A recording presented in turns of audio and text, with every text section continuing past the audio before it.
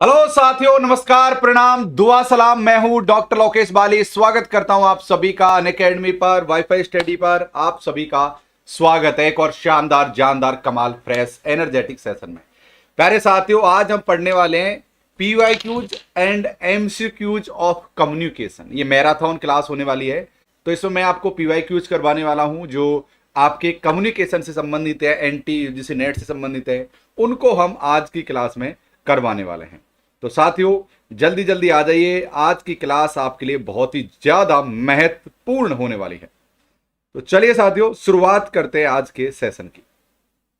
आवाज वगैरह कैसी आ रही है? एकदम लल्लन टॉप आ रही है, मस्त आ रही है, स्वस्थ आ रही है, शानदार आ रही है और जानदार हमारी आवाज आ रही है। तो जल्दी जल्दी आ जाइए। क्या हालचाल सभी के है भाई साहब? क्या हालचाल है सभी के? एक बार बता दीजिए।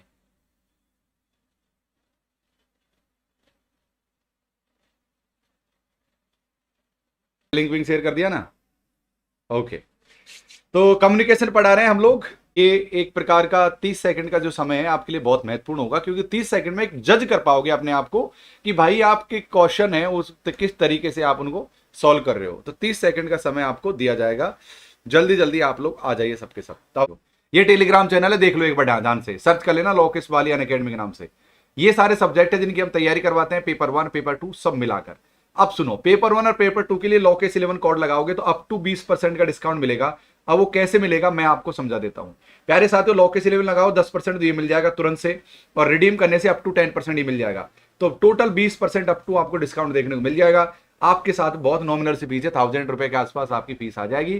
ज्यादा फीस नहीं है, यही आइकॉनिक का फीस का स्ट्रक्चर है। यहाँ पर आपको पर्सनल कोच और कई एडिशनल चीजें देखने को यहाँ पर मिल जाएंगी। प्यारे साथ, आज के टॉपिक की शुरुआत हम लोग करते हैं। तो मैंने क्या कहा आपसे, कम्युनिकेशन पढ़ा रहे हैं हम, और 30 सेकंड का समय आपको दिया जाएगा एक क्वेश्चन को सॉल्व करने के लिए। तो साथियों, कर देते हैं चढ़ाई आज की क्लास की। उम्मीद है ये क्लास आपको बहुत पसंद आएगी।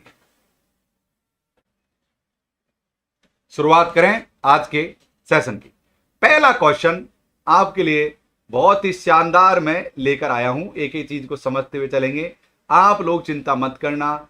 एक एक चीजों को समझते हुए आगे हम बढ़ेंगे। क्वेश्चन की शुरुआत आपको इस तरह के क्वेश्चन देखने को मिलेंगे आपको यहां, लेकिन आपके लिए सबसे मस्त क्वेश्चन मैं पहले लेकर आया हूं ताकि आपकी शरारत भी बरकरार रहे।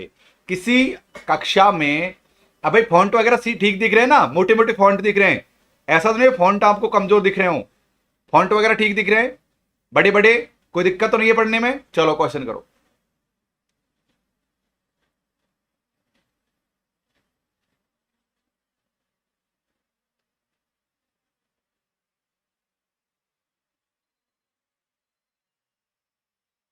वेरी गुड साथियों, समय समाप्त। आप लोगों ने आंसर दे दिया 12वें में डी। देख लेते हैं कैसे आंसर दिया होगा, मैं देख लेता हूं। किसी कक्षा में विद्यार्थियों को एक प्रभावी श्रोता होना चाहिए, उसे ध्यान रखना चाहिए। क्या ध्यान रखना चाहिए? लल्लन टॉप लगाओ। अध्यापक की शक्ल याद रखनी चाहिए क्या? कि भाई काला दिखता है, गोरा दिखता है, नाटा दिखता है, मोटा दिखता है। क्या प्रभावी श्रोता हो? श्रोता का मतलब सुनने वाला, प्रभावी मतलब ढंग से सुने कोई आदमी, जो इनपुट ले तो आउटपुट भी ढंग का निकले। क्या अध्यापक की शक्ल देखोगे क्या चलो? नहीं देखोगे। अध्यापक की शक्ल का यहां पर कोई मतलब नहीं है। लल्लन टॉप ट्रिक ये कहता है कि अब पता लग गया कि एक हमारा गलत है, तो जिस भी ऑप्शन में आपको एक नजर आ रहा है, लल्लन टॉप ट्रिक कहता है उसको काट दो। अब या तो हमारा आंसर साथियों बी सही है या हमारा आंसर डी सही है। ट्रिक लगाओ, मौज उड़ाओ। देखो, ट्रिक आपके लिए बहुत जरूरी है। इस ट्रिक का नाम है लल्लन टॉप ट्रिक। अनअकैडमी पर पिछले 1.5 साल से इसने धूम मचा रखी है। बहुत से लोग टीपते हैं इस ट्रिक को। इधर देखिए, हमने कोई क्वेश्चन पढ़ा, सिर्फ इस क्वेश्चन के लिए अप्लाई नहीं करना है, आप पेपर सेकंड में भी आप हर जगह इस ट्रिक को अप्लाई कर सकते हो। ट्रिक दोबारा से समझो। हमने क्वेश्चन पकड़ा और हमने पता लगा लिया अगर अध्यापक की शक्ल का नहीं, ये ऑप्शन हमारा गलत है, तो हम क्या करेंगे? ऑप्शन नंबर 1 जिस भी ऑप्शन में दिख रहा है उसका राम जी का नाम लेकर उसको काट देंगे। काट दिया। अब हमारा कहता है या तो हमारा डी सही और या हमारा बी सही। लेकिन अब ट्रिक का अगला पड़ाव देखो, और ट्रिक का अगला पड़ाव क्या कहता है मेरे चेलों? ट्रिक का अगला पड़ाव कहता है कि साथियों यहां पर आपको 4 नजर आ रहा है, बोलो। यहां पर भी आपको 4 नजर आ रहा है बोलो। देखो यहां पर 4 और यहां पर 4, दोनों जगह 4 नजर आ रहे हैं। इसका मतलब यह बिना पढ़े ही 4 हमारा सही आंसर है। बिना पढ़े ही, बिल्कुल पढ़ने की आवश्यकता नहीं है। Very good. यहां पर आपको 3 नजर आ रहा है, बोलो गुरुदेव 3 नजर आ रहा है। यहां पर भी आपको 3 नजर आ रहा है, बोलिए गुरुदेव 3 नजर आ रहा है। तो यहां पर क्या है साथियों, 3 नंबर हमारा बिल्कुल सही हो जाएगा। हमको दिमाग लगाने की, पढ़ने की कतई आवश्यकता नहीं है। बस लल्लन टॉप ट्रिक का हाथ पकड़ लोगे तो काम हो जाएगा। तो 2 ऑप्शन हमारे सही। अब हमारा साथियों ऑप्शन बचा केवल 2 नंबर का। अब सुनो साथियों का, अरे क्या एक बात बताओ, प्रभावी श्रोता होने के लिए साथियों पर नजर रखोगे क्या? नहीं रखोगे। इसलिए दूसरा भी हमारा गलत है। तो जिसमें दूसरा है वो हमारा गलत हो जाएगा, और जिसमें साथियों दूसरा नहीं है वो हमारा सही हो जाएगा। अब आपको एक बात याद है, हमने केवल इस क्वेश्चन में ऑप्शन नंबर 1 और ऑप्शन नंबर 2 को ही पढ़ा है। बाकी ऑप्शन तो हमने पढ़े भी नहीं, और हमारा आंसर ऐसे चुटकियों में आ गया। इसे कहते हैं साथियों लल लन टॉप ट्रिक। इसका नाम है लल्लन टॉप ट्रिक। समझे आप लोग? वेरी गुड चेलों। चेलों की जय हो, चेलों की जय हो, चेलों की जय हो, चेलों की जय हो, चेलों की जय हो, चेलों की जय हो।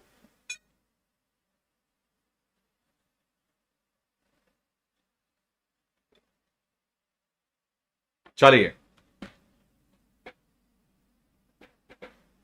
क्वेश्चन नंबर 14 कीजिए कि आम संप्रेषण, एक तो आम का मतलब होता है नॉर्मल, सामान्य, सामान्य संप्रेषण। अब संप्रेषण का मतलब क्या होता है? कम्युनिकेशन, जो नॉर्मल जो बातचीत होती है। और एक होता है कक्षा के अंदर जो बातचीत होती है, कक्षा में जो बातचीत होती है। इसको ऑफिशियली कह सकते हैं, इसको इसको अनऑफिशियली कह सकते हैं। सूचना और विषय वस्तु का प्रक्रम प्रक्रिया को समझाइए। आप आंसर दीजिए। 14वें का आंसर देना है, बड़ा ही सरल आंसर है। देखो प्यारे साथियों, आप बाहर जब भी रहोगे आप कुछ भी कह दोगे। जैसे अगर मान लो कि मैं, आप मुझसे कॉल पर बात कर रहे हो, तो मैं आपको कोई भी सलाह दे सकता हूं किसी भी प्रकार की, जो आपके फायदे में हो। लेकिन जब मैं इस मंच पर, अनअकैडमी के मंच पर क्लास के माध्यम से, देखो अगर आप मुझसे ये पूछो कॉल करके या मैसेज करके, सर एग्जाम होगा कि नहीं होगा, तो मैं कह सकता हूं कि यार भाई पता ही नहीं है, एडमिट कार्ड तब तक जारी नहीं हुए, ऐसा कुछ भी कह सकता हूं आपसे। लेकिन अगर मैं क्लास में आप मुझसे पूछोगे, तो क्लास में मैं ये कहूंगा कि जब तक कोई ऑफिशियली जानकारी नहीं आ जाती तब तक मैं कोई स्टेटमेंट नहीं दूंगा, आप इंतजार करिए। यानी कि gatekeeping is the correct answer. Gatekeeping का मतलब क्या होता है? एक आपके लिए क्या लग जाएगा, एक फिल्टर लग जाएगा, एक फिल्टर हो जाएगा साथियों। गेट कीपिंग का मतलब इस तरह, ये मान लो ये गेट कीपर, ये मान लो कोई सोसाइटी है और यहां पे एक गेट कीपर है, चौकीदार जैसे कहते हैं, मतलब गेट कीपर है, ठीक है। अब यहां पर जो भी व्यक्ति जाएगा वो यहां पर बातचीत करके पूछकर अनुमति लेकर ही आगे जाएगा। अननेसेसरी कोई बात नहीं हो सकती। उसी प्रकार क्लास में हम अननेसेसरी बात नहीं कर सकते, हम काम काम की बात करते हैं, बाहर हम काम की बात नहीं कर सकते। इसलिए सही आंसर बी है। उम्मीद है आपको यह क्वेश्चन समझ लग गया होगा। और अब से मैं जल्दी जल्दी क्वेश्चन कराऊंगा, समझा समझा कर नहीं कराऊंगा। मैं आपसे फिर से बोल देता हूं, अब मैं जल्दी जल्दी क्वेश्चन कराऊंगा, समझा समझा कर नहीं कराऊंगा। चलो क्वेश्चन नंबर 1 करो।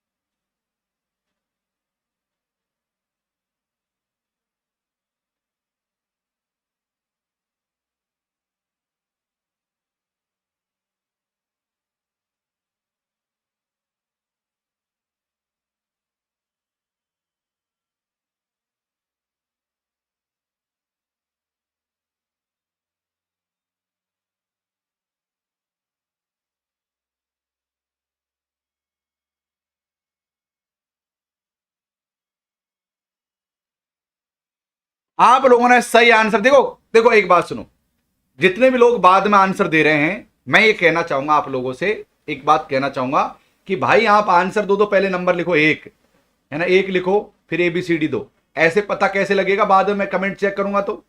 यहां पर सही आंसर है साथियों, B is the correct answer. लल्लन टॉप समझो। भौतिक शोर का मतलब क्या होता है? जो भौतिक मतलब ये जगल है, ये आवरण है, ये पूरा भौतिक है, ये एनवायरमेंटल वायुमंडल का जो शोर है, शोर को कहते हैं अंग्रेजी में नॉइस, इसको कहते हैं नॉइस कहते हैं अंग्रेजी में, भौतिक शोर। निम्नलिखित में से कौन प्रभावी संप्रेषण में बाधक है? अगर मैं आपको इस समय पढ़ा रहा हूं बहुत शानदार तरीके से, बाहर से ट्रक ट्रैक्टर ट्रोली ये वो आवाज आ रही है बहुत ज्यादा, तो मेरी आवाज आप तक सही नहीं पहुंच पाएगी और अर्थ का अनर्थ पहुंच पाएगा।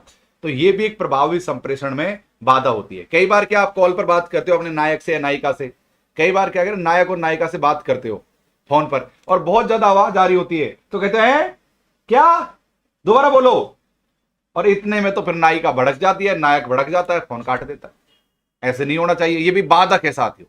ये क्या है? बाधक। तो भौतिक शोर भी क्या है साथियों? बाधक है। अब इसके अलावा साथियों क्या है, आप एक बार देखो, लल्लन टॉप ट्रिक लगाओगे तो कैसे लगेगा? जैसे साथियों हमको लगा भौतिक शोर हमारा सही है, ठीक। अब देखो, अब शब्दार्थ संबंधी शोध का मतलब क्या है? शब्द के अर्थ संबंधी शोध। जैसे आप यहां पर जैसे शब्द का अर्थ क्या है, मैं ये कहूं सही कर रही हो, सही कर रहे हो, इसका अर्थ क्या है? सही है, सही है, ठीक है, यानी इनका दोनों चीजों का अर्थ अलग अलग होता है। और PK मूवी नहीं देखी थी, उसमें कैसे समझाता है आमिर खान उस बात को लेकर। इसका शब्दों का अर्थ भी अगर गलत है, किस सेंस में उसको भोगता ले रहा है, ये भी चीजें साथियों देखी जाएगी। मनोवैज्ञानिक शोर का मतलब होता है जब आप हंस रहे होते हो, रो रहे होते हो या मनोदिशा से क्षिप्त होते हो, तब आपसे कही हुई बात आप ना सुन पाते हो ना बोल पाते हो। एक बात ध्यान से सुनो, मान लो कोई व्यक्ति बहुत ज्यादा घबराया हुआ है अंदर से, क्या वो ठीक ढंग से बात कर पाएगा? नहीं कर पाएगा। क्या वो व्यक्ति घबराया हुआ है, क्या वो ठीक ढंग से सुन पाएगा? नहीं सुन पाएगा। यानी मनोवैज्ञानिक, यानी मन के अंदर उथल पुथल हो ही रहती है, तो वो भी काम नहीं देती है। तो यहां पर मनोवैज्ञानिक शोर। तो ये साथियों तीन है, गैर सब शोध हटा दो, और ये साथियों तीन का बी आंसर। चलो अब से जल्दी करेंगे, चलो 30 सेकंड का समय, जल्दी करो।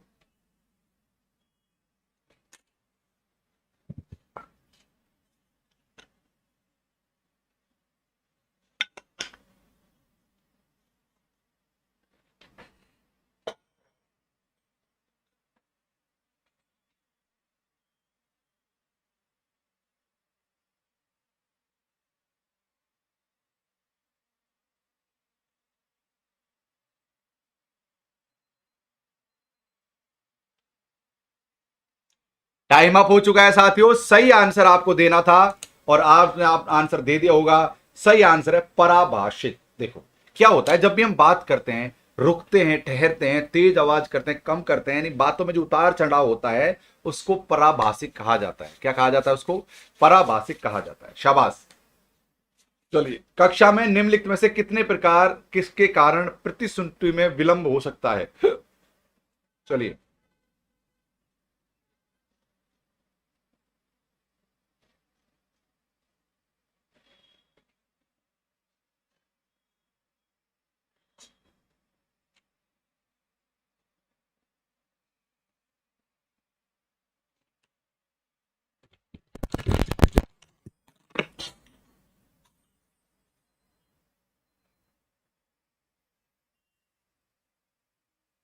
टाइम अप हो गया है।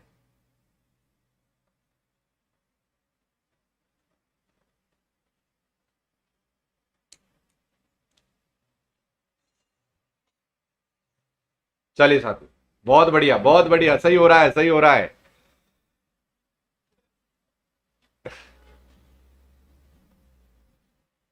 कक्षा में निम्नलिखित कक्षा कक्षा में निम्नलिखित में से किसके कारण प्रतिसंतुष्टि में विलंब होता है? शब्दार्थ शोर के कारण। जैसे कि अगर मैं कोई बात कह रहा हूं,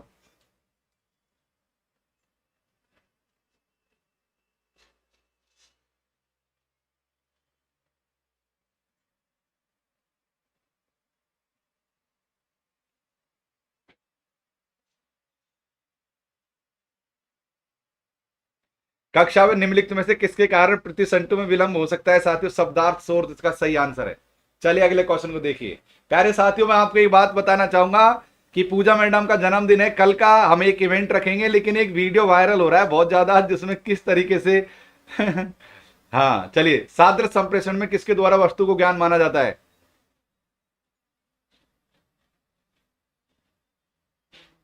चलिए साथियों, क्वेश्चन नंबर 4, 30 सेकंड का समय।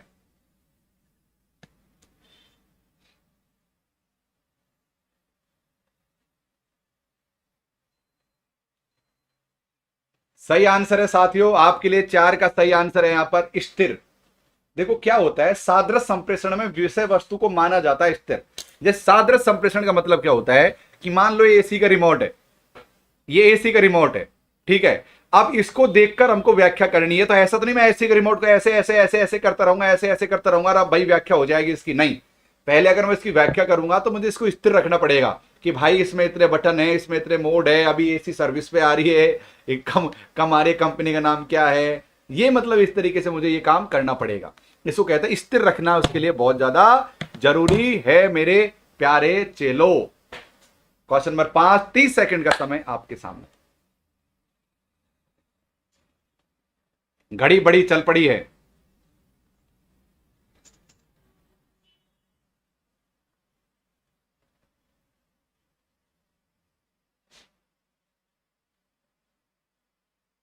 तीस सेकंड का समय है।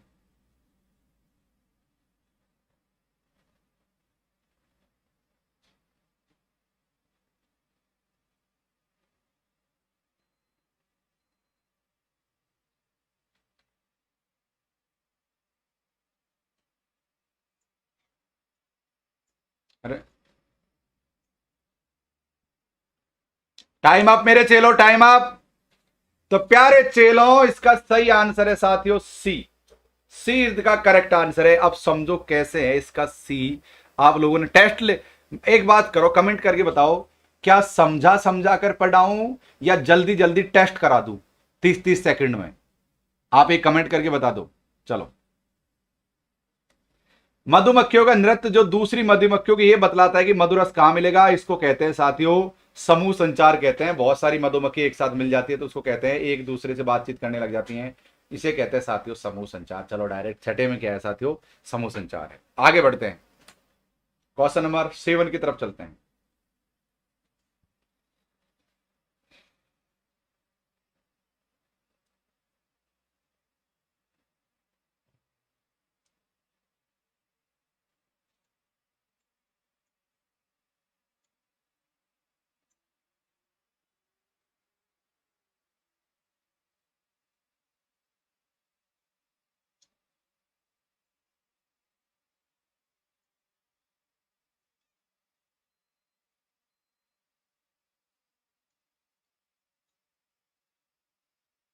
टाइम अप हो चुका है साथियों। 7 में सी द करेक्ट आंसर क्या है साथियों? 7 का सी यहां पर करेक्ट आंसर है, जो आप लोगों ने अवश्य ही दे दिया होगा। मैं सारे लोगों को देख पा रहा हूं, बहुत बढ़िया, सही जा रहे हो, एकदम एकदम सही जा रहे हो, कोई दिक्कत वाली बात नहीं है।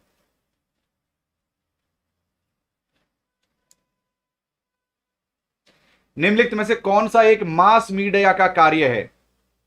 कौन सा एक मास मीडिया का कार्य है साथियों?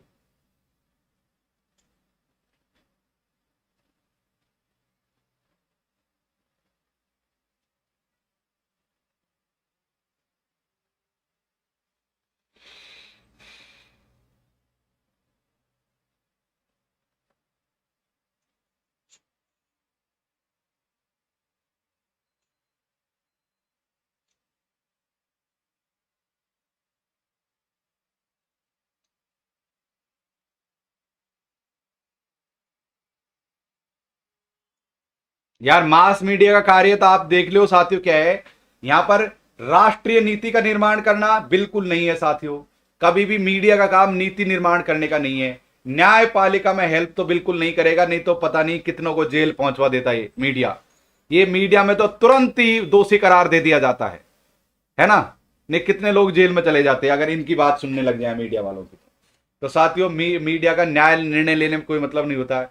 शेयर बाजार से भी कोई करना नहीं। हाँ, संस्कृति को प्रसारित थोड़ा बहुत कर सकते हैं ये लोग।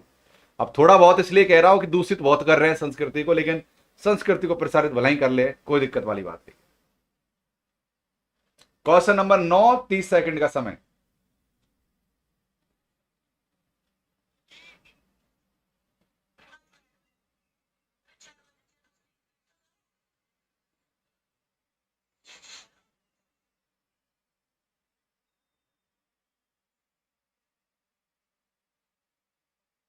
दस सेकंड बाकी।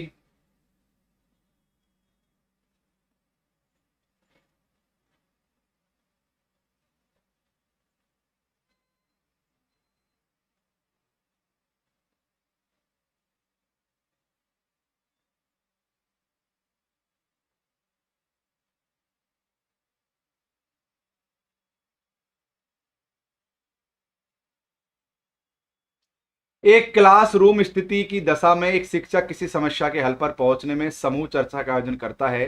प्रयुक्त संचार में प्रतिमान की दृष्टि से इसे कहा जाएगा, क्या कहा जाएगा? 90 का उत्तर आपको देना था और इसे कहते हैं क्रियान्वितकारी प्रतिमान। देखो साथियों, कई प्रकार के प्रतिमान हो, क्षैतिज, रेखिक, जो ऊपर से लेकर नीचे तक जो जाता है वो आता है क्षैतिज।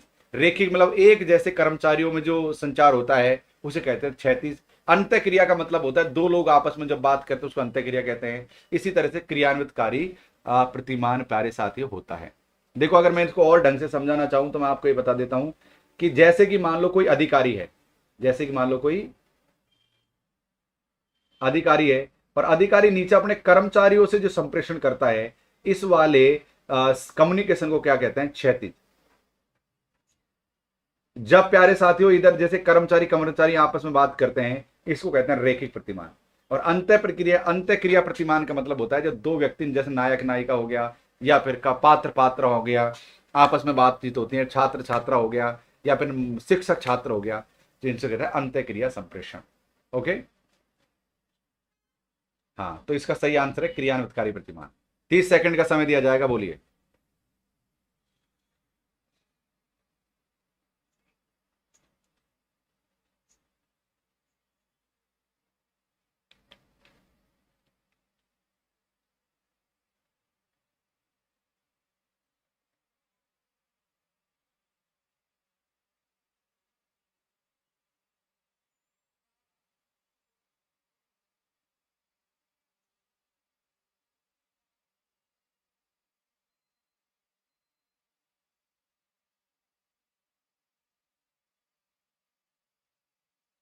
आज का मीडिया समाज सामाजिक समीकरण मुख्यतः क्या है? 10 सेकंड का समय खराब हुआ।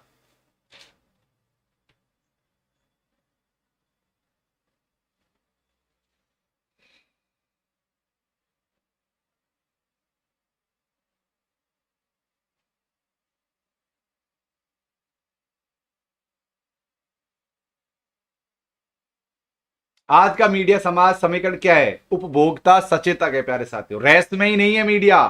वैसे यार एक बात बता दूं, कोई पता भी नहीं है आजकल के मीडिया का। तो यार आपको पता याद है पहले आज से कुछ दिन पहले ये मीडिया बोलने लगा था कि भाई 2010 में प्रलय आएगी, सारी दुनिया खत्म हो रही है। यही मीडिया, भारत का ही मीडिया की बात कर रहा हूं मैं। कभी बोलते हैं कि एलियन आते हैं गाय का दूध पीने के लिए, इनका भी कोई भरोसा नहीं है। कुछ भी कभी कहते चिप लग रही है नोटों में, कोई पता नहीं है। सब मतलब ऐसा लगता है कि कमाल हो रहा है। तो कभी कभी रहस्य वाली बात भी कर देता है मीडिया, ऐसी बात नहीं है। नैतिक रूप से भी बस भाई ये भी कभी कभी कह सकते हो कि जब जब सत्ता तानाशाही हुई है, तब तब, चाहे वो अंग्रेजों के टाइम पर हो चाहे कोई भी टाइम पर हो प्यारे साथियों, जब जब सत्ता तानाशाही हुई है तब तब नैतिक रूप से विवश होता हुआ नजर आता है मीडिया। परंपरा केंद्रित नहीं, लेकिन उपभोक्ता सचेतक है। हमको सचेत, अगर किताबों की बात करें, लिखित बात करें, तो उपभोक्ता सचेतक ऐसे आती हुई। वैसे अब यार आज के टाइम पर तो मैं क्या कहूं आप लोगों से, लेकिन इतना है कि अगर आंसर की दृष्टि से देखा तो उपयोगिता सचेतक है।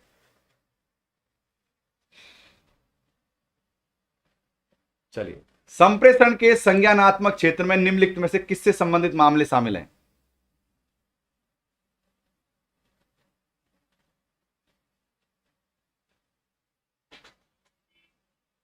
संप्रेषण के संज्ञानात्मक क्षेत्र में निम्नलिखित में से किससे संबंधित हैं मामले शामिल हैं? 11वें का आप सही आंसर दीजिए।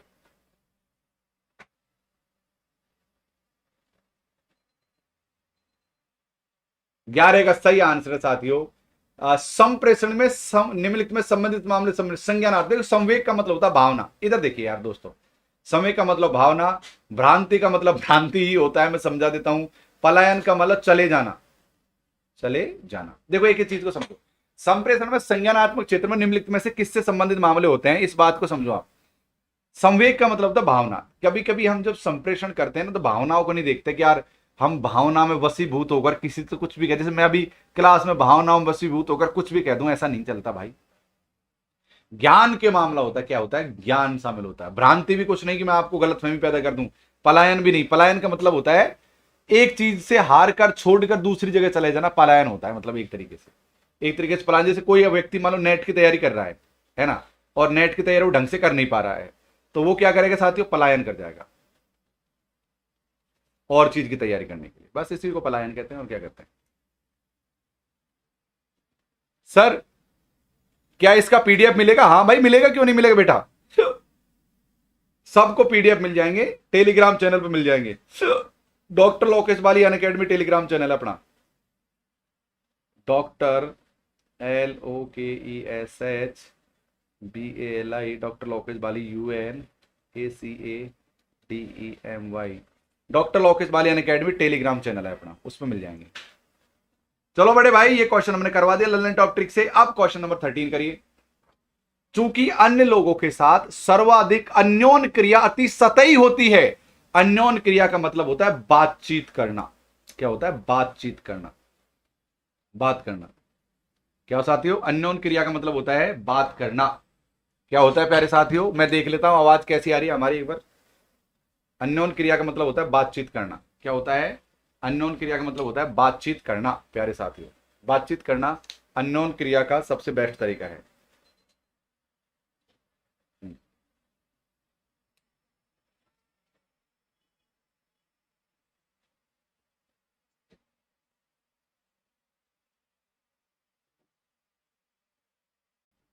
चूंकि अन्य लोगों के साथ सर्वाधिक अन्योन क्रिया अति सतही होती है, अच्छी बात करना कठिन हो जाता है। इसे क्या कहते हैं, इससे हम किसी के बारे में ना पूर्व अनुमान लगाना कठिन हो जाता है हमारे लिए। क्या लगाना, पूर्व अनुमान लगाना हमारे लिए कठिन हो जाता है। क्या, पूर्व अनुमान लगाना हमारे लिए कठिन हो जाता है।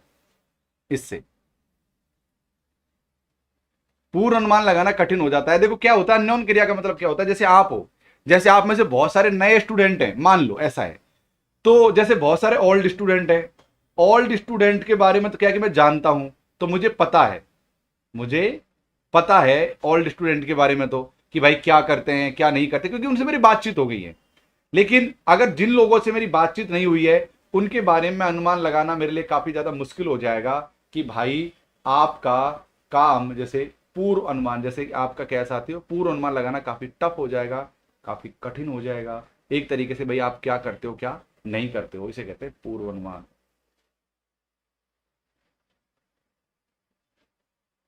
क्या कहते हैं इसे साथियों, पूर्व अनुमान कहते हैं।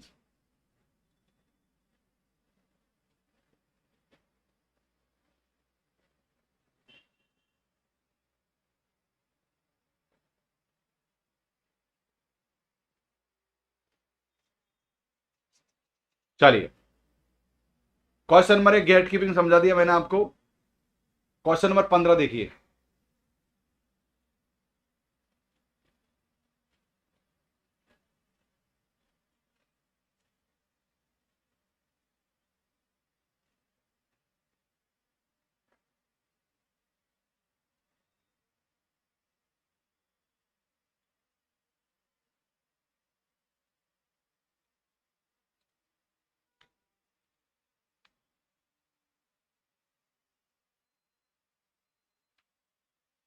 प्रतिरोध के साथ कोई संस्कृतिकरण घटित नहीं होता है। आप इसका तर्क और अभिकथन आपको देखना था, इसके पीछे क्या तर्क है, क्या लॉजिक है, इस चीज को प्यारे साथियों यहां पर देखना था।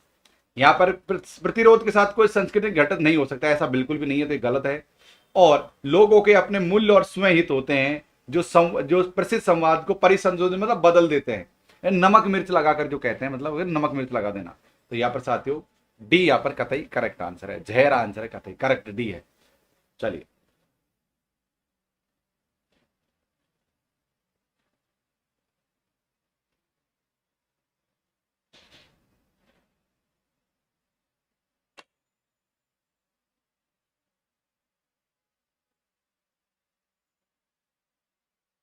आपको अब भी बतलाया है। अब 30 सेकंड का समय आपका, फिर से दीजिए आंसर, फटाक सी कर दीजिए क्वेश्चन को। 30 सेकंड का समय है आपके पास में। Good afternoon everybody, good morning, good evening यार, जो भी समझ लो। चलिए क्वेश्चन नंबर 17, 30 सेकंड से ज्यादा समय दूंगा मैं आपको, कोई बात नहीं है।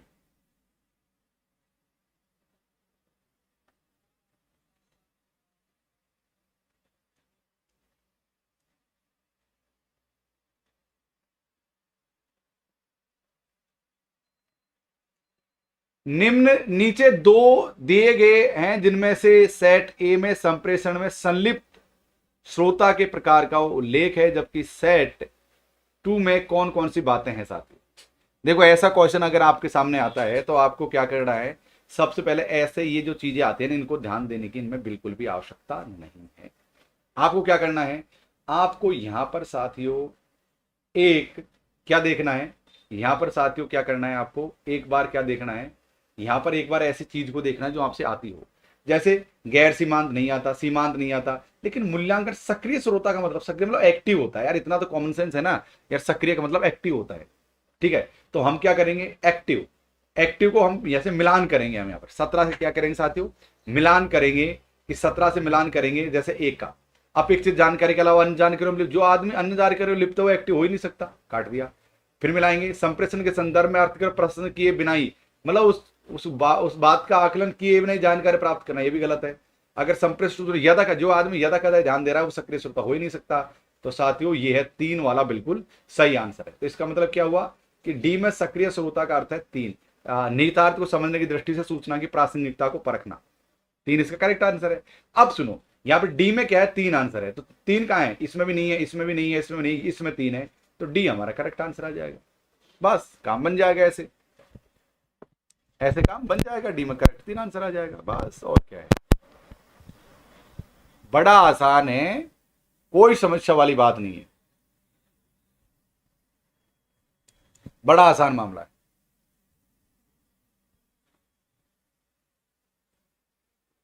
अवाचिक संप्रेषण मुक्त होते हैं। 30 सेकंड का समय दिया जा रहा है आपको, उम्मीद है बाद में आप लोग कमेंट ढंग से करोगे।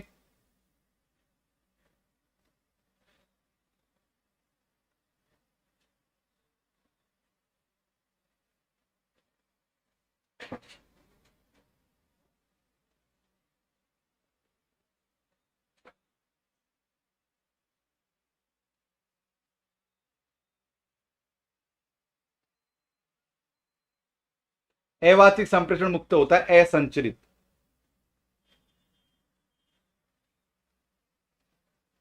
क्या होता है साथियों, असंचरित। अवाचिक संप्रेषण मुक्त से होता है असंचरित होता है, क्या होता है साथियों, असंचरित होता है। Very good.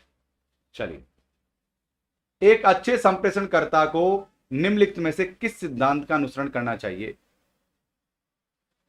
एक अच्छे संप्रेषणकर्ता को निम्नलिखित में से किस सिद्धांत का अनुसरण करना चाहिए, आंसर में 19 का आंसर दीजिए।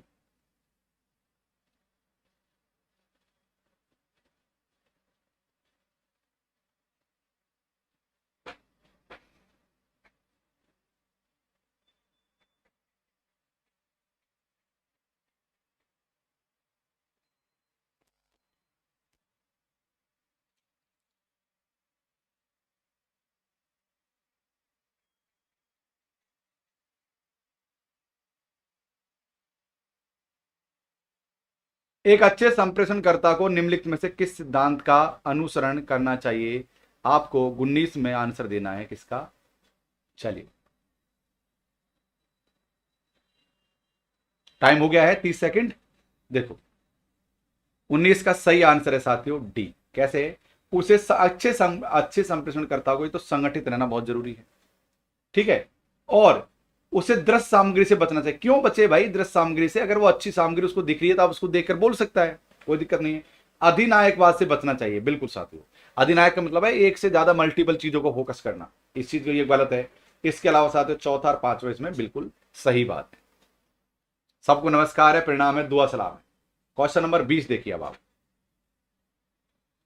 निम्नलिखित में से किन तत्वों को कक्षा में अच्छे संप्रेषण के लिए अपनाना चाहिए।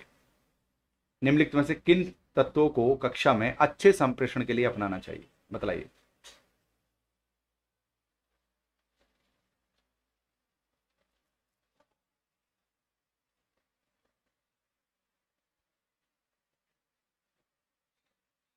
निम्नलिखित में से किन तत्वों को कक्षा में अच्छे संप्रेषण के लिए अपनाना चाहिए? 20 का आपको सही आंसर देना है और 20 का सही आंसर है साथियों सी। 20 का सही आंसर है सी आंसर, 20 का कतई करेक्ट आंसर सी। निम्नलिखित में से किन तत्वों को कक्षा में संप्रेषण के लिए अपनाना चाहिए? 20 का सही आंसर है साथियों सी। 1 2 3 क्या साथियों? 1 2 3।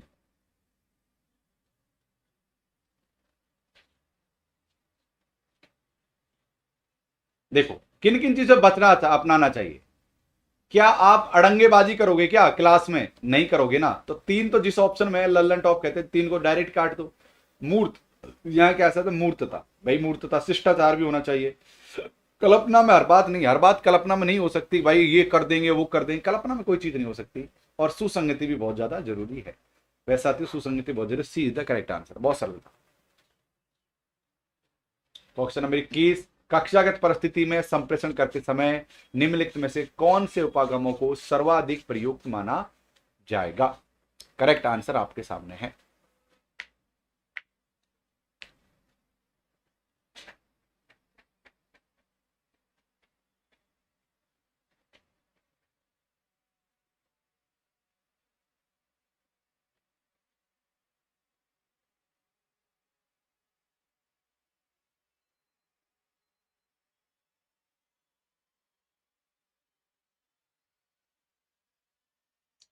कक्षागत परिस्थिति में संप्रेषण करते समय कौन से उपागमों को सर्वाधिक सुदृढ़ माना जाता है? उसके लिए साथियों क्या है? तदनाभूति प्रायोजनिक। तदनाभूति प्रायोजनिक।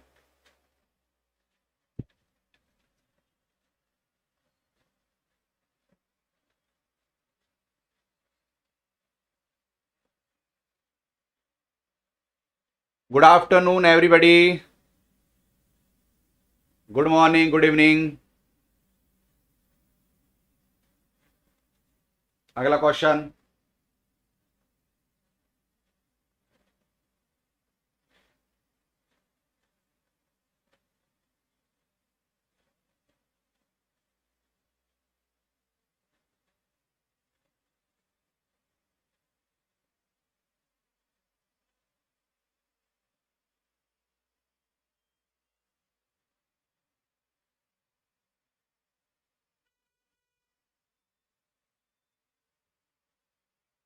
Time up, time up, time up, time up साथियों, टाइम अप।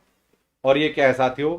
टाइम अप हो गया है। और यहां का करेक्ट आंसर है साथियों क्या है? डी। क्या है? डी।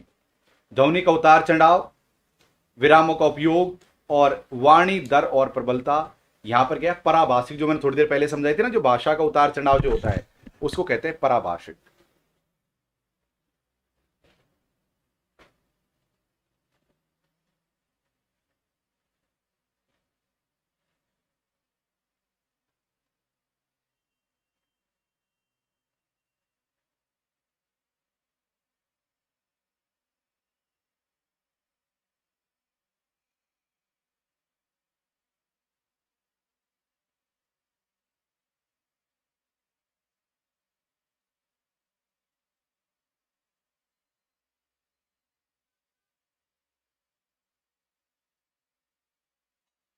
ट्वेंटी थ्री का सही आंसर देना है और वो है साथियों शिक्षण कार्य की क्रियान्विति के समय शिक्षक द्वारा वरीयता दी गई शैली।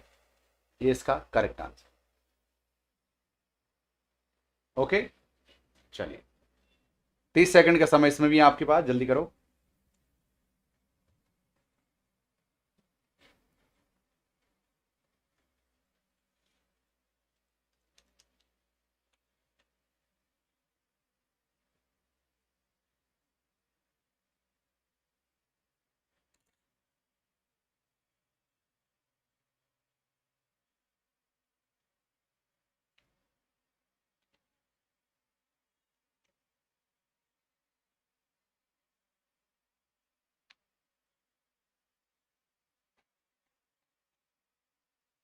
ट्वेंटी फोर का सही आंसर है प्यारे साथियों डी। क्या है? क्रियान्वित परक प्रतिमान। क्या साथियों? क्रिया प्रभावी आग्रही संप्रेषण जो लिखित था वाचिक रूप में हो के प्रभावी निर्धारक निम्नलिखित में से कौन सा है? 25 का सही आंसर आपको देना है। 25 का सही आंसर साथियों आपको देना है। देखो, प्रभावी आग्रही संप्रेषण में वाचिक रूप से कौन सी चीज प्रभावी है, इसका हमको सही आंसर देना है। और इसका सही आंसर है साथियों मैं संदेश वाला। क्या साथियों? मैं संदेश वाला। अच्छा, इसमें अब 2018 के क्वेश्चन चल रहे हैं ना, हम 2019 के क्वेश्चनों को पीछे की साइड से देखते हैं दोबारा से। हम 2019 में हमने जो क्वेश्चन पढ़े हैं उनको हम देख लेते हैं, वो ज्यादा अच्छे रहेंगे 2018 के बजाय। फिर हम 2019 की कर लेते हैं पहले, फिर हम 2017 पे जंप करेंगे। ऑप्शन में दिख रहा है उसका राम जी का नाम लेकर उसको काट देंगे। काट दिया। अब हमारा कहता है या तो हमारा डी सही और या हमारा बी सही। लेकिन अब ट्रिक का अगला पड़ाव देखो, और ट्रिक का अगला पड़ाव क्या कहता है मेरे चेलों? ट्रिक का अगला पड़ाव कहता है कि साथियों यहां पर आपको 4 नजर आ रहा है। आ रहा है बोलो। यहां पर भी आपको 4 नजर आ रहा है। आ रहा है बोलो। देखो यहां पर 4 और यहां पर 4, दोनों जगह 4 नजर आ रहे हैं। इसका मतलब यह बिना पढ़े ही 4 हमारा सही आंसर है। बिना पढ़े ही, बिल्कुल पढ़ने की आवश्यकता नहीं है। Very good. यहां पर आपको 3 नजर आ रहा है। बोलो गुरुदेव 3 नजर आ रहा है। यहां पर भी आपको 3 नजर आ रहा है। बोले गुरुदेव 3 नजर आ रहा है। तो यहां पर क्या है साथियों? 3 नंबर हमारा बिल्कुल सही हो जाएगा। हमको दिमाग लगाने की, पढ़ने की कतई आवश्यकता नहीं है। बस लल्लन टॉप ट्रिक का हाथ पकड़ लोगे तो काम हो जाएगा। तो 2 ऑप्शन हमारे सही। अब हमारा साथियों ऑप्शन बचा केवल 2 नंबर का। अब सुनो साथियों का, अरे क्या एक बात बताओ, प्रभावी श्रोता होने के लिए साथियों पर नजर रखोगे क्या? नहीं रखोगे। इसलिए दूसरा भी हमारा गलत है। तो जिसमें दूसरा है वो हमारा गलत हो जाएगा, और जिसमें साथियों दूसरा नहीं है वो हमारा सही हो जाएगा। अब आपको एक बात याद है, हमने केवल इस क्वेश्चन में ऑप्शन नंबर 1 और ऑप्शन नंबर 2 को ही पढ़ा है। बाकी ऑप्शन तो हमने पढ़े भी नहीं, और हमारा आंसर ऐसे चुटकियों में आ गया। इसे कहते हैं साथियों ललन टॉप ट्रिक। इसका नाम है लल्लन टॉप ट्रिक। समझे आप लोग? वेरी गुड चेलों। चेलों की जय हो, चेलों की जय हो, चेलों की जय हो, चेलों की जय हो, चेलों की जय हो, चेलों की जय हो।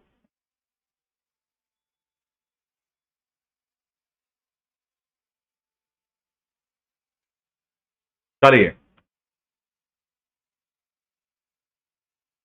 क्वेश्चन नंबर 14 कीजिए कि आम संप्रेषण। एक तो आम का मतलब होता है नॉर्मल, पर सामान्य। सामान्य संप्रेषण। अब संप्रेषण का मतलब क्या होता है? कम्युनिकेशन, जो नॉर्मल जो बातचीत होती है। और एक होता है कक्षा के अंदर जो बातचीत होती है। कक्षा में जो बातचीत होती है, इसको ऑफिशियली कह सकते हैं, इसको अनऑफिशियली कह सकते हैं। सूचना और विषय वस्तु का प्रक्रम प्रक्रिया को समझाइए। आप आंसर दीजिए। चौदहवें का आंसर देना है। बड़ा ही सरल आंसर है। देखो प्यारे साथियों, आप बाहर जब भी रहोगे आप कुछ भी कह दोगे। जैसे अगर मान लो कि आप मुझसे कॉल पर बात कर रहे हो, तो मैं आपको कोई भी सलाह दे सकता हूं किसी भी प्रकार की, जो आपके फायदे में हो।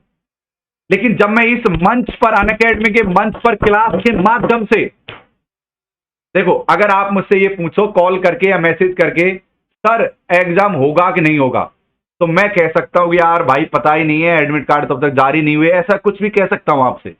लेकिन अगर मैं क्लास में आप मुझसे पूछोगे, तो क्लास में मैं ये कहूंगा कि जब तक कोई ऑफिशियली जानकारी नहीं आ जाती तब तक मैं कोई स्टेटमेंट नहीं दूंगा, आप इंतजार करिए। यानी कि gatekeeping is the correct answer. Gatekeeping का मतलब क्या होता है? एक आपके लिए क्या लग जाएगा? एक फिल्टर लग जाएगा। एक फिल्टर हो जाएगा साथियों। गेट कीपिंग का मतलब इस तरह, ये मान लो ये गेट कीपर, ये मान लो कोई सोसाइटी है और यहां पे एक गेट कीपर है, चौकीदार जैसे कहते हैं, मतलब गेट कीपर है, ठीक है। अब यहां पर जो भी व्यक्ति जाएगा वो यहां पर बातचीत करके पूछकर अनुमति लेकर ही आगे जाएगा। अननेसेसरी कोई बात नहीं हो सकती। उसी प्रकार क्लास में हम अननेसेसरी बात नहीं कर सकते, हम काम की बात करते हैं, बाहर हम काम की बात नहीं कर सकते। इसलिए सही आंसर बी है। उम्मीद है आपको ये क्वेश्चन समझ लग गया होगा, और अब से मैं जल्दी जल्दी क्वेश्चन कराऊंगा, समझा कर नहीं कराऊंगा। मैं आपसे फिर से बोल देता हूं, अब मैं जल्दी जल्दी क्वेश्चन कराऊंगा, समझा समझा कर नहीं कराऊंगा। चलो क्वेश्चन नंबर 1 करो।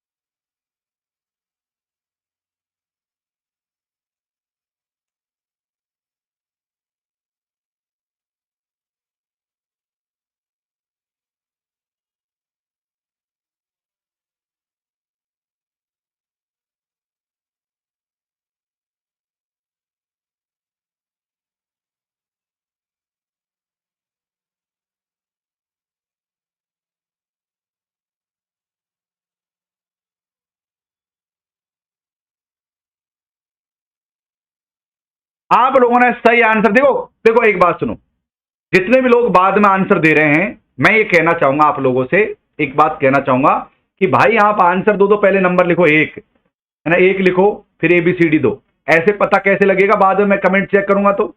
यहां पर सही आंसर है साथियों, बी द करेक्ट आंसर। लल्लन टॉप समझो, भौतिक शोर का मतलब क्या होता है? जो भौतिक मतलब ये जगल है, ये आवरण है, ये पूरा भौतिक है, ये एनवायरमेंटल वायुमंडल का जो शोर है, शोर को कहते हैं अंग्रेजी में नॉइस, इसको कहते हैं नॉइस, कहते हैं अंग्रेजी में, भौतिक शोर। निम्नलिखित में से कौन प्रभावी संप्रेषण में बाधक है? अगर मैं आपको इस समय पढ़ा रहा हूं बहुत शानदार तरीके से, बाहर से ट्रक ट्रैक्टर ट्रोली ये वो आवाज आ रही है बहुत ज्यादा, तो मेरी आवाज आप तक सही नहीं पहुंच पाएगी और अर्थ का अनर्थ पहुंच पाएगा। तो ये भी एक प्रभावी संप्रेषण में बाधा होती है। कई बार क्या आप कॉल पर बात करते हो अपने नायक से या नायिका से, कई बार क्या करें, नायक और नायिका से बात करते हो फोन पर और बहुत ज्यादा आवाज आ रही होती है, तो कहते हैं क्या, दोबारा बोलो, और इतने में तो फिर नायिका भड़क जाती है, नायक भड़क जाता है, फोन काट देता है। ऐसे नहीं होना चाहिए, ये भी बाधक है साथियों। ये क्या है? बाधक। तो भौतिक शोर भी क्या है साथियों? बाधक है। अब इसके अलावा साथियों क्या है, आप एक बार देखो, लल्लन टॉप ट्रिक लगाओगे तो कैसे लगेगा? जैसे साथियों हमको लगा भौतिक शोर हमारा सही है, ठीक। अब देखो, अब शब्दार्थ संबंधी शोध का मतलब क्या है? शब्द के अर्थ संबंधी शोध। जैसे आप यहां पर जैसे शब्द का अर्थ क्या है, मैं ये कहूं सही कर रही हो, सही कर रहे हो, इसका अर्थ क्या है? सही है, सही है, ठीक है, यानी इनका दोनों चीजों का अर्थ अलग अलग होता है। और पीके मूवी नहीं देखी थी, उसमें कैसे समझाता है आमिर खान उस बात को लेकर? इसका शब्दों का अर्थ भी अगर गलत है, किस सेंस में उसको बोगता ले रहा है, ये भी चीजें साथियों देखी जाएगी। मनोवैज्ञानिक शोर का मतलब होता है जब आप हंस रहे होते हो, रो रहे होते हो या मनोदिशा से क्षिप्त होते हो, तब आपसे कही हुई बात आप ना सुन पाते हो ना बोल पाते हो। एक बात ध्यान से सुनो, मान लो कोई व्यक्ति बहुत ज्यादा घबराया हुआ है अंदर से, क्या वो ठीक ढंग से बात कर पाएगा? नहीं कर पाएगा। क्या वो व्यक्ति घबराया हुआ है, क्या वो ठीक ढंग से सुन पाएगा? नहीं सुन पाएगा। यानी मनोवैज्ञानिक, यानी मन के अंदर उथल पुथल हुई रहती है, तो वो भी काम नहीं देती है। तो यहां पर मनोवैज्ञानिक। तो ये साथियों तीन है, गैर सब शोध हटा दो, और ये साथियों तीन का बी आंसर। चलो अब से जल्दी करेंगे, चलो 30 सेकंड का समय, जल्दी करो।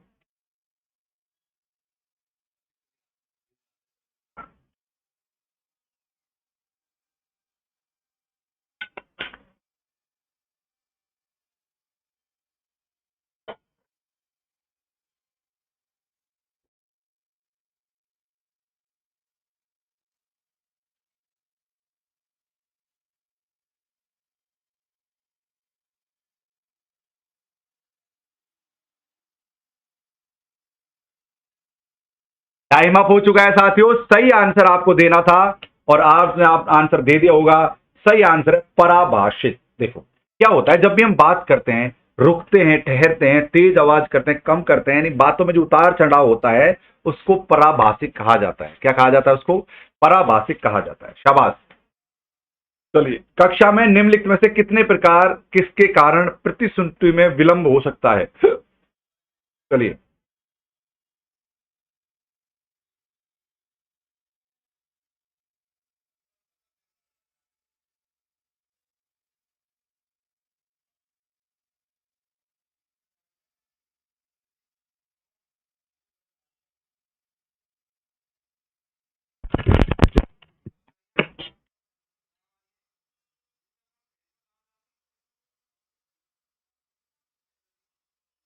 टाइम अप हो गया है।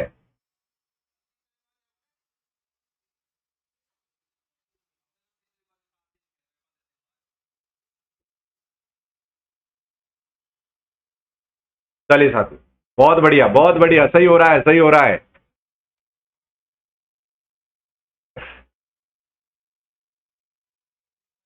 कक्षा में निम्नलिखित कक्षा कक्षा में निम्नलिखित में से किसके कारण प्रति संतुष्टि में विलंब होता है? शब्दार्थ शोर के अर्थ, जैसे कि अगर मैं कोई बात कह रहा हूं।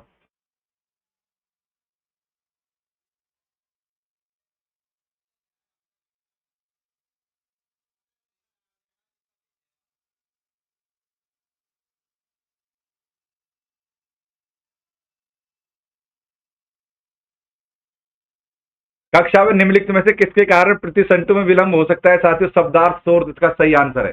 चलिए अगले क्वेश्चन को देखिए। प्यारे साथियों, मैं आपको एक बात बताना चाहूंगा कि पूजा मैडम का जन्मदिन है कल का, हम एक इवेंट रखेंगे, लेकिन एक वीडियो वायरल हो रहा है बहुत ज्यादा, जिसमें किस तरीके से हाँ चलिए, सादृश्य संप्रेषण में किसके द्वारा वस्तु को ज्ञान माना जाता है?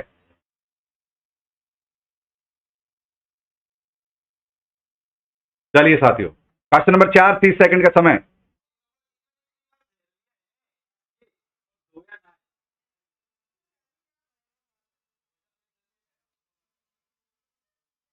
सही आंसर है साथियों, आपके लिए 4 का सही आंसर है यहाँ पर स्थिर। देखो क्या होता है, सादृश्य संप्रेषण में विषय वस्तु को माना जाता है स्थिर। जैसे सादृश्य संप्रेषण का मतलब क्या होता है कि मान लो ये एसी का रिमोट है, ये एसी का रिमोट है, ठीक है। अब इसको देखकर हमको व्याख्या करनी है, तो ऐसा तो नहीं मैं एसी का रिमोट को ऐसे ऐसे ऐसे ऐसे करता रहूंगा, ऐसे ऐसे करता रहूंगा और अब भाई व्याख्या हो जाएगी इसकी, नहीं। पहले अगर मैं इसकी व्याख्या करूंगा तो मुझे इसको स्थिर रखना पड़ेगा कि भाई इसमें इतने बटन है, इसमें इतने मोड है, अभी एसी सर्विस पे आ रही है, एक कम आ रही है, कंपनी का नाम क्या है, ये मतलब इस तरीके से मुझे ये काम करना पड़ेगा। इसको कहते हैं स्थिर रखना, उसके लिए बहुत ज्यादा जरूरी है मेरे प्यारे चेलो। क्वेश्चन नंबर 5, 30 सेकंड का समय आपके सामने। घड़ी बड़ी चल पड़ी है।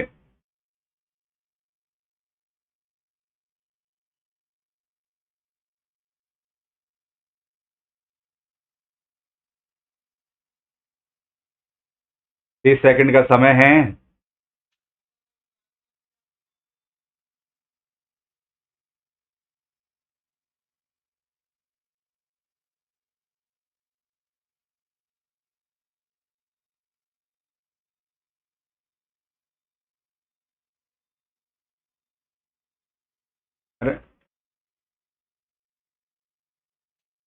टाइम अप मेरे चेलो, टाइम अप। तो प्यारे चेलो, इसका सही आंसर है साथियों सी। सी इसका करेक्ट आंसर है। अब समझो कैसे है इसका सी। आप लोगों ने टेस्ट ले, एक बात करो, कमेंट करके बताओ, क्या समझा समझा कर पढ़ाऊं या जल्दी जल्दी टेस्ट करा दूं 30 30 सेकंड में? आप एक कमेंट करके बता दो। चलो। मधुमक्खियों का नृत्य जो दूसरी मधुमक्खियों को यह बतलाता है कि मधुरस कहां मिलेगा, इसको कहते हैं साथियों समूह संचार कहते हैं। बहुत सारी मधुमक्खी एक साथ मिल जाती है तो उसको कहते हैं, एक दूसरे से बातचीत करने लग जाती हैं, इसे कहते हैं साथियों समूह संचार। चलो डायरेक्ट छठे में क्या है साथियों? समूह संचार है। आगे बढ़ते हैं, क्वेश्चन नंबर 7 की तरफ चलते हैं।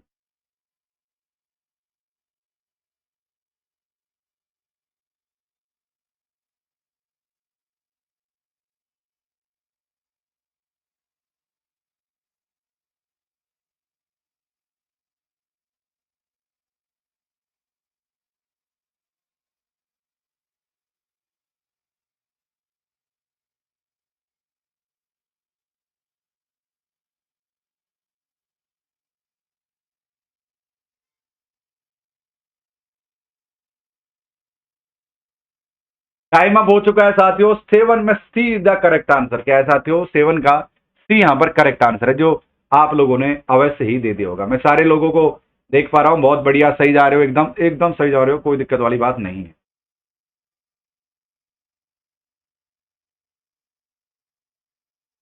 निम्नलिखित में से कौन सा एक मास मीडिया का कार्य है? कौन सा एक मास मीडिया का कार्य है साथियों?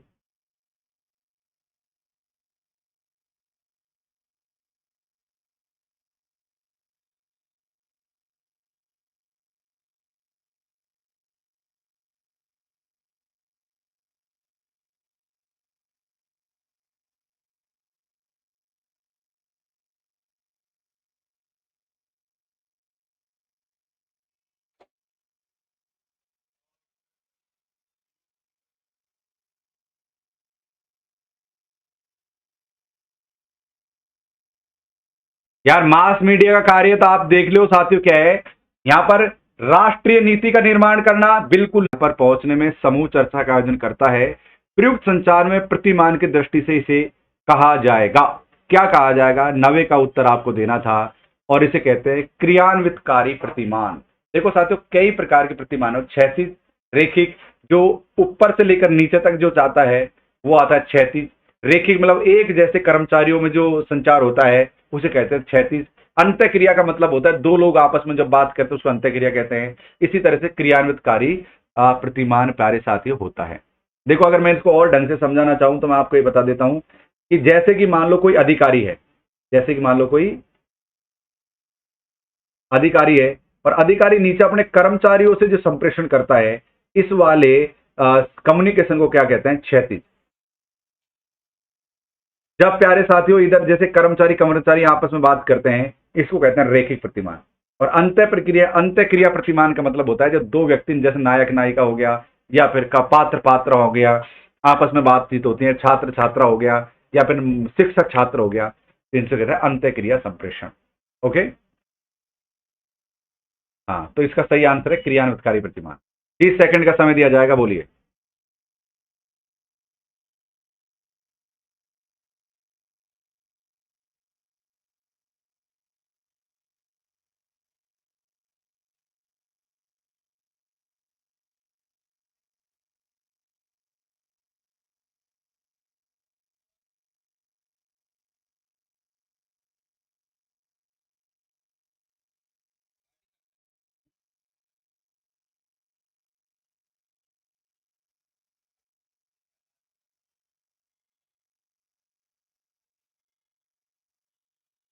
आज का मीडिया समाज सामाजिक समीकरण मुख्यतः क्या है? 10 सेकंड का समय खराब हुआ।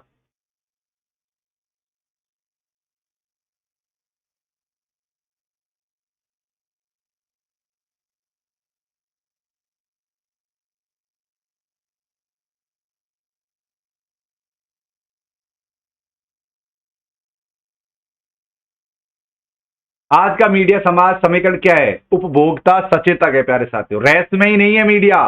वैसे यार एक बात बता दूं, कोई पता भी नहीं है आजकल की मीडिया का, तो यार आपको पता याद है पहले आज से कुछ दिन पहले ये मीडिया बोलने लगा था कि भाई 2010 में प्रलय आएगी, सारी दुनिया खत्म हो रही है। यही मीडिया, भारत का ही मीडिया की बात कर रहा हूं मैं।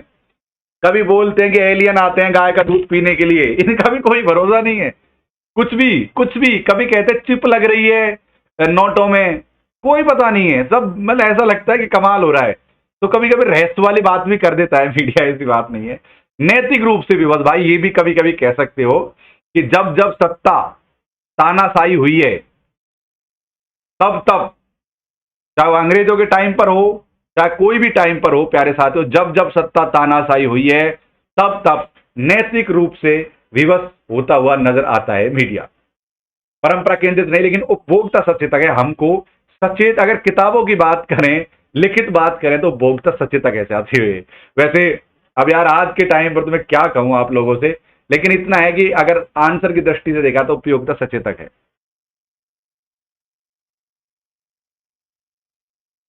चलिए, संप्रेषण के संज्ञानात्मक क्षेत्र में निम्नलिखित में से किससे संबंधित मामले शामिल हैं?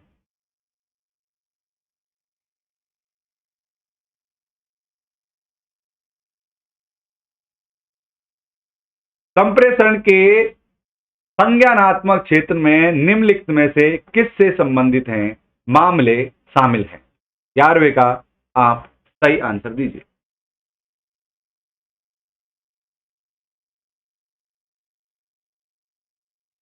ग्यारह का सही आंसर है साथियों, संप्रेषण में निम्नलिखित में संबंधित मामले संज्ञानात्मक। संवेग का मतलब होता है भावना। इधर देखिए यार दोस्तों, संवेग का मतलब भावना, भ्रांति का मतलब भ्रांति ही होता है, मैं समझा देता हूं। पलायन का मतलब चले जाना, चले जाना। देखो एक ही चीज को समझो, संप्रेषण में संज्ञानात्मक क्षेत्र में निम्नलिखित में से किससे संबंधित मामले होते हैं, इस बात को समझो आप। संवेग का मतलब होता है भावना। कभी कभी हम जब संप्रेषण करते हैं ना तो भावनाओं को नहीं देखते कि यार हम भावना में वसीभूत होकर किसी से कुछ भी कहते, जैसे मैं अभी क्लास में भावनाओं में वसीभूत होकर कुछ भी कह दूं, ऐसा नहीं चलता भाई।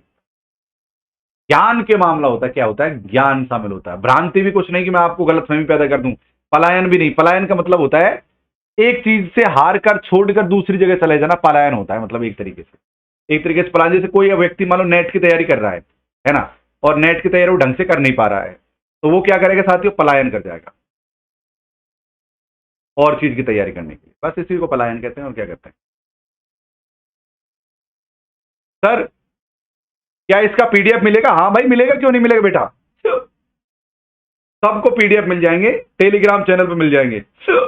डॉक्टर लोकेश वाली अनअकैडमी टेलीग्राम चैनल है अपना, डॉक्टर LOKESHEALI, डॉक्टर लोकेश बाली UNACADEMY, डॉक्टर लोकेश बाली अनअकैडमी टेलीग्राम चैनल है अपना, उसमें मिल जाएंगे।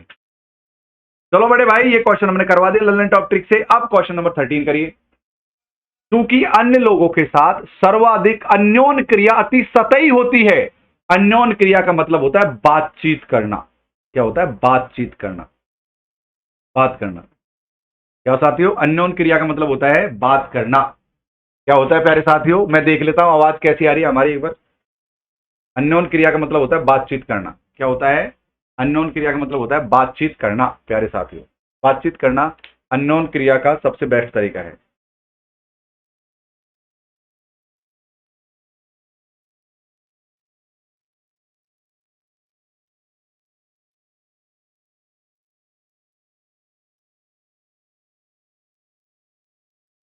क्योंकि अन्य लोगों के साथ सर्वाधिक अन्योन्य क्रिया अति सतही होती है, अच्छी बात करना कठिन हो जाता है। इसे क्या कहते हैं? इससे हम किसी के बारे में ना पूर्व अनुमान लगाना कठिन हो जाता है हमारे लिए। क्या लगाना? पूर्व अनुमान लगाना हमारे लिए कठिन हो जाता है। क्या?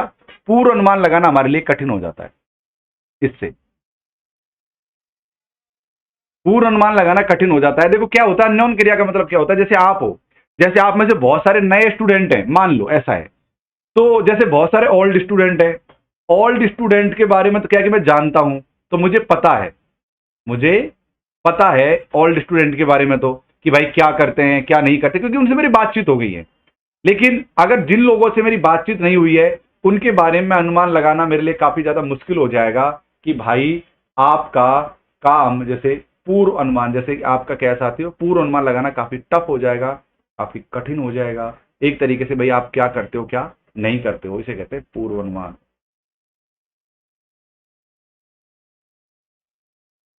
क्या कहते हैं इस बात को? पूर्व अनुमान कहते हैं।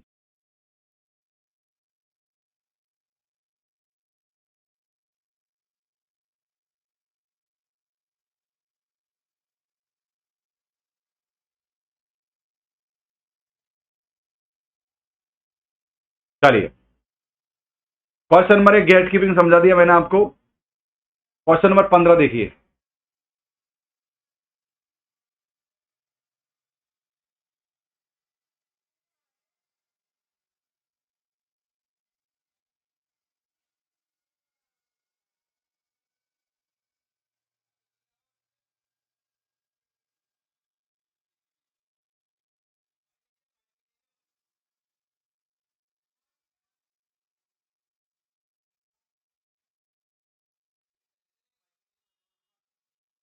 प्रतिरोध के साथ कोई संस्कृतिकरण घटित नहीं होता है। आप इसका तर्क और अभिकथन आपको देखना था, इसके पीछे क्या तर्क है, क्या लॉजिक है, इस चीज को प्यारे साथियों यहां पर देखना। यहां पर प्रतिरोध के साथ कोई संस्कृतिक घटक नहीं हो सकता, ऐसा बिल्कुल भी नहीं है, तो ये गलत है। और लोगों के अपने मूल्य और स्वयं हित होते हैं, जो प्रसिद्ध संवाद को परिसंशोधन मतलब बदल देते हैं। नमक मिर्च लगाकर जो कहते हैं, मतलब नमक मिर्च लगा देना। तो यहाँ पर साथियों डी यहाँ पर कतई करेक्ट आंसर है, जहरा आंसर है, कतई करेक्ट डी है। चलिए,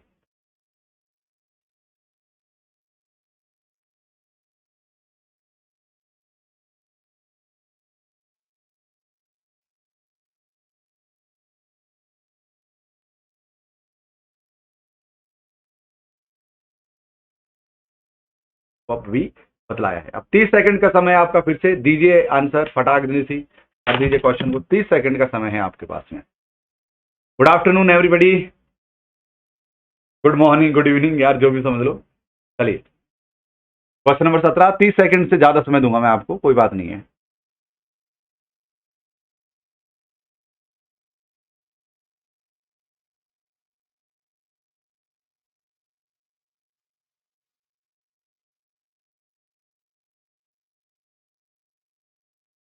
निम्न नीचे दो दिए गए हैं जिनमें से सेट ए में संप्रेषण में संलिप्त श्रोता के प्रकार का उल्लेख है, जबकि सेट टू में कौन कौन सी बातें हैं साथियों।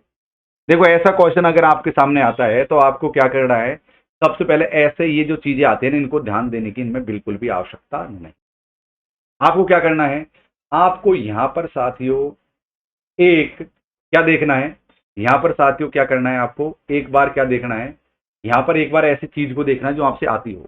जैसे गैर सीमांत नहीं आता, सीमांत नहीं आता, लेकिन मूल्यांकन सक्रिय श्रोता का मतलब, सक्रिय मतलब एक्टिव होता है यार, इतना तो कॉमन सेंस है ना यार, सक्रिय का मतलब एक्टिव होता है। ठीक है, तो हम क्या करेंगे, एक्टिव, एक्टिव को हम जैसे मिलान करेंगे, हम यहाँ पर 17 से क्या करेंगे साथियों, मिलान करेंगे कि 17 से मिलान करेंगे, जैसे एक का अपेक्षित जानकारी के अलावा अन्य जानकारी में जो आदमी अन्य जानकारी लिप्त हो एक्टिव हो ही नहीं सकता, काट दिया। फिर मिलाएंगे संप्रेषण के संदर्भ में अर्थ प्रश्न किए बिना ही, मतलब उस बात का आकलन किए बिना ही जानकारी प्राप्त करना, ये भी गलत है। अगर संप्रेषण यदा का जो आदमी यदा का ध्यान दे रहा है वो सक्रिय श्रोता हो ही नहीं सकता। तो साथियों ये है 3 वाला बिल्कुल सही आंसर है। तो इसका मतलब क्या हुआ कि डी में सक्रिय श्रोता का अर्थ है 3, निहितार्थ को समझने की दृष्टि से सूचना की प्रासंगिकता को परखना, 3 इसका करेक्ट आंसर है। अब सुनो, यहाँ पे डी में क्या है, 3 आंसर है, तो 3 कहाँ है, इसमें भी नहीं है, इसमें भी नहीं है, इसमें नहीं, इसमें 3 है, तो डी हमारा करेक्ट आंसर आ जाएगा। बस काम बन जाएगा, ऐसे ऐसे काम बन जाएगा, डी में करेक्ट 3 आंसर आ जाएगा, बस और क्या है, बड़ा आसान है, कोई समस्या वाली बात नहीं है, बड़ा आसान मामला है।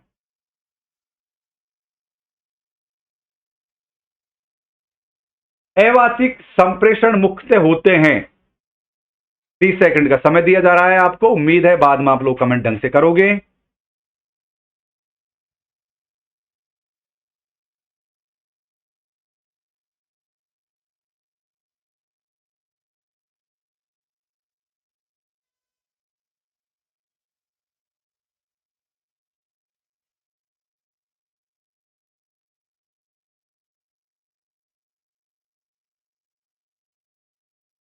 अवाचिक संप्रेषण मुक्त होता है असंचरित,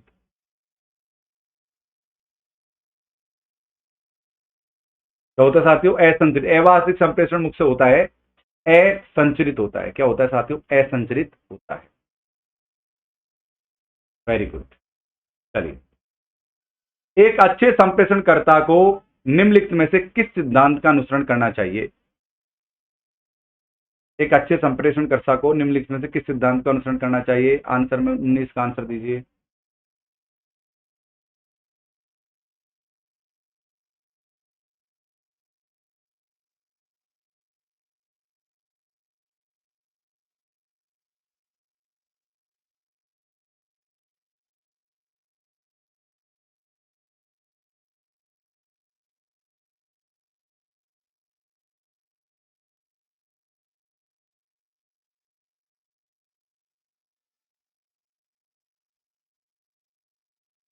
एक अच्छे संप्रेषणकर्ता को निम्नलिखित में से किस सिद्धांत का अनुसरण करना चाहिए, आपको 19 में आंसर देना है किसका। चलिए,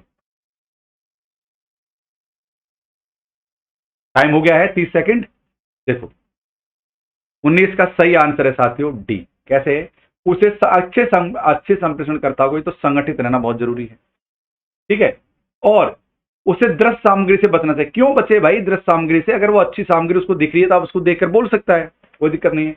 अधिनायकवाद से बचना चाहिए, बिल्कुल साथियों, अधिनायक का मतलब है एक से ज्यादा मल्टीपल चीजों को फोकस करना, इस चीज को ये गलत है। इसके अलावा साथियों चौथा और पांचवा इसमें बिल्कुल सही बात है। सबको नमस्कार है, प्रणाम है, दुआ सलाम है। क्वेश्चन नंबर 20 देखिए अब आप, निम्नलिखित में से किन तत्वों को कक्षा में अच्छे संप्रेषण के लिए अपनाना चाहिए, निम्नलिखित में से किन तत्वों को कक्षा में अच्छे संप्रेषण के लिए अपनाना चाहिए, बतलाइए।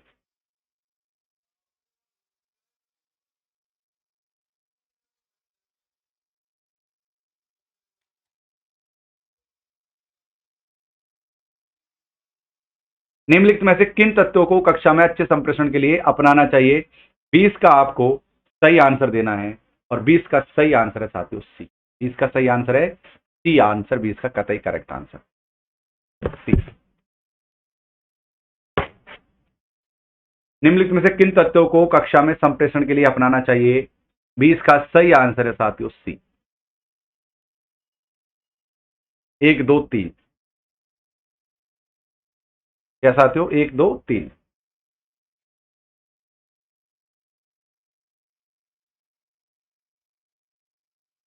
देखो किन किन चीजों बचना अपनाना चाहिए। क्या आप अड़ंगेबाजी करोगे क्या क्लास में? नहीं करोगे ना। तो 3 तो जिस ऑप्शन में है लल्लन टॉप कहते हैं, 3 को डायरेक्ट काट दो। मूर्त, यहाँ क्या था? मूर्तता। भाई मूर्तता, शिष्टाचार भी होना चाहिए। कल्पना में हर बात नहीं, हर बात कल्पना में नहीं हो सकती भाई, ये कर देंगे वो कर देंगे, कल्पना में कोई चीज नहीं हो सकती। और सुसंगति भी बहुत ज्यादा जरूरी है। वैसे साथियों सुसंगति बहुत जरूरी। सी इज द करेक्ट आंसर, बहुत सरल था।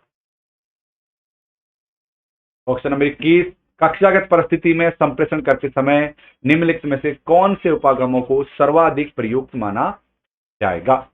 करेक्ट आंसर आपके सामने है।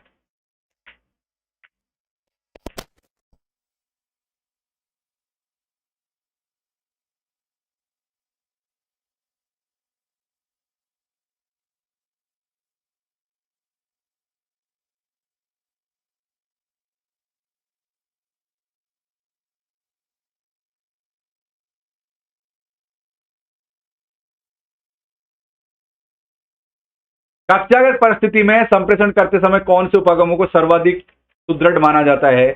उसके लिए साथियों क्या है? तदनाभूति प्रायोजनिक, तदनाभूति प्रायोजनिक।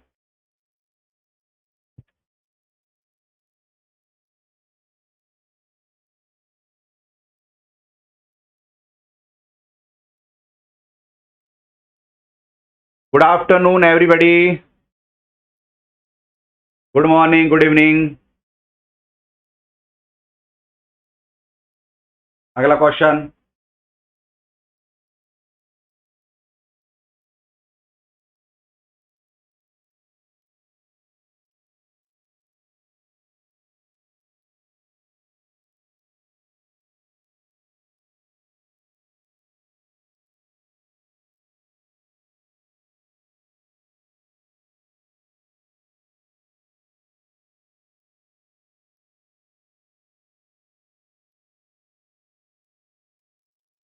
Time up, time up, time up, time up साथियों, टाइम अप। और ये क्या है साथियों? टाइम अप हो गया है। और यहाँ का करेक्ट आंसर साथियों क्या है? डी। क्या है?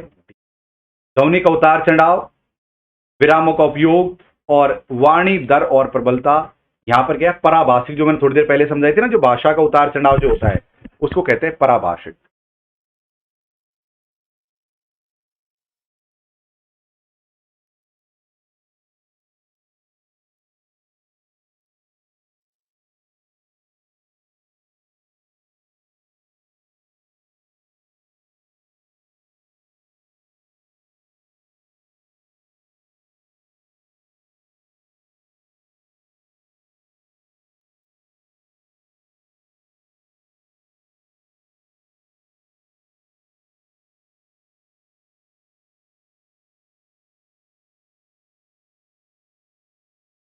ट्वेंटी थ्री का सही आंसर देना है।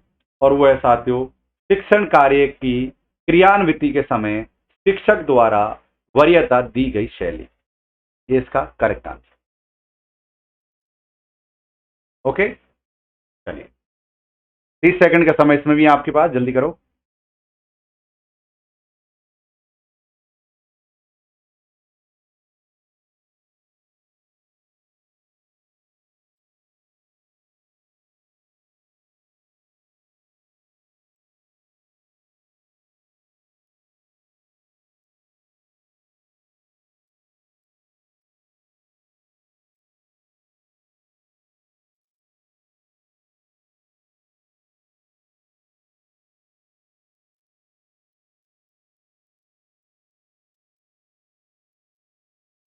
ट्वेंटी फोर का सही आंसर है प्यारे साथियों, डी।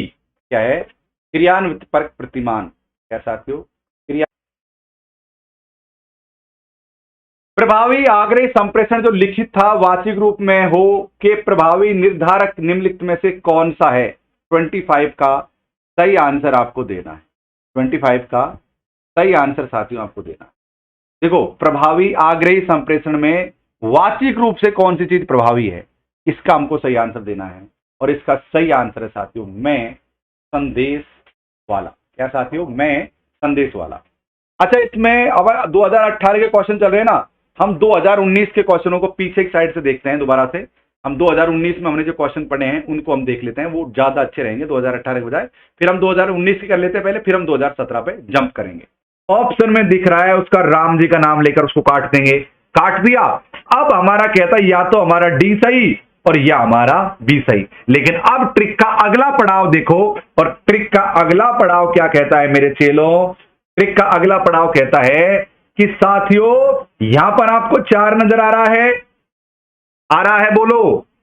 यहां पर भी आपको 4 नजर आ रहा है, आ रहा है बोलो। देखो यहां पर 4 और यहां पर 4, दोनों जगह 4 नजर आ रहे हैं। इसका मतलब यह बिना पढ़े ही 4 हमारा सही आंसर है। बिना पढ़े ही, बिल्कुल पढ़ने की आवश्यकता नहीं है। Very good. यहां पर आपको 3 नजर आ रहा है, बोलो गुरुदेव 3 नजर आ रहा है।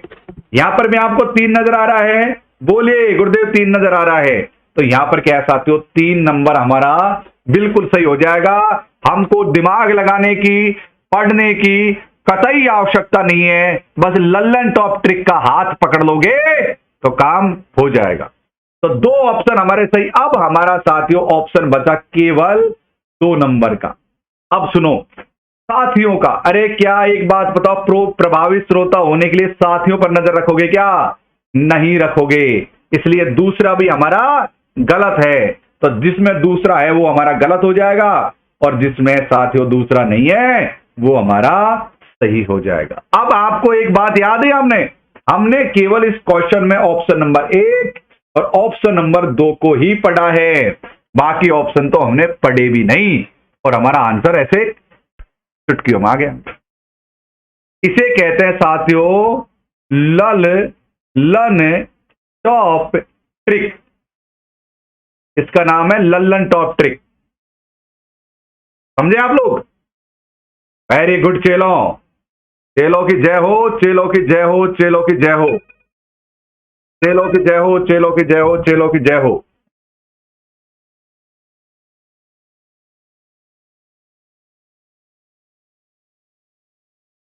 चलिए क्वेश्चन नंबर 14 कीजिए कि आम संप्रेषण, एक तो आम का मतलब होता है नॉर्मल, पर सामान्य, सामान्य संप्रेषण। अब संप्रेषण का मतलब क्या होता है? कम्युनिकेशन, जो नॉर्मल जो बातचीत होती है। और एक होता है कक्षा के अंदर जो बातचीत होती है, कक्षा में जो बातचीत होती है। इसको ऑफिशियली कह सकते हैं, इसको इसको अनऑफिशियली कह सकते हैं। सूचना और विषय वस्तु का प्रक्रम प्रक्रिया को समझाइए, आप आंसर दीजिए। चौदहवें का आंसर देना है, बड़ा ही सरल आंसर है।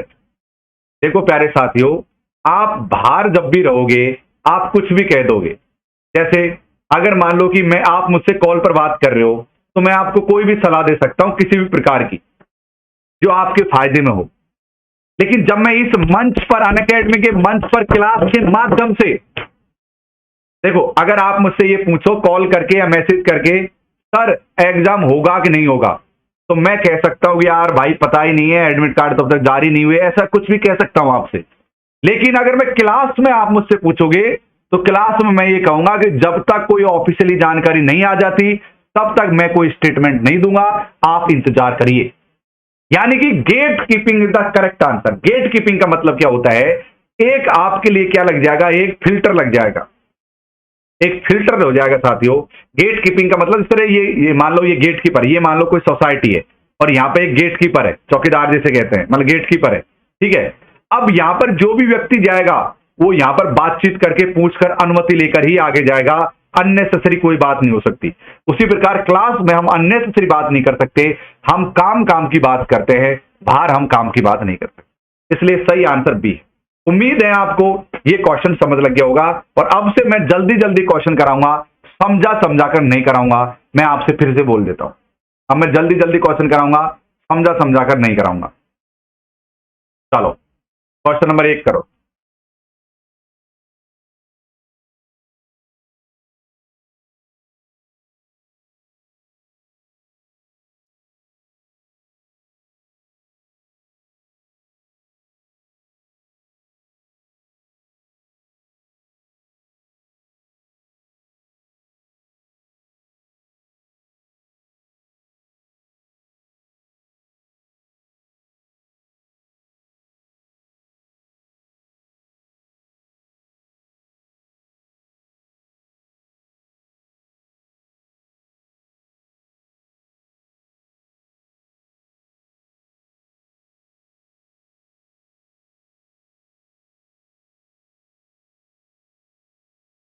आप लोगों ने सही आंसर, देखो देखो एक बात सुनो, जितने भी लोग बाद में आंसर दे रहे हैं, मैं ये कहना चाहूंगा आप लोगों से, एक बात कहना चाहूंगा कि भाई आप आंसर दो, पहले नंबर लिखो एक, है ना, एक लिखो, फिर ABCD दो। ऐसे पता कैसे लगेगा, बाद में मैं कमेंट चेक करूंगा। तो यहां पर सही आंसर साथियों B is the correct answer. लल्लन टॉप समझो, भौतिक शोर का मतलब क्या होता है? जो भौतिक मतलब ये जगल है, ये आवरण है, ये पूरा भौतिक है, ये एनवायरमेंटल वायुमंडल का जो शोर है, शोर को कहते हैं अंग्रेजी में नॉइस, इसको कहते हैं नॉइस, कहते हैं अंग्रेजी में, भौतिक शोर।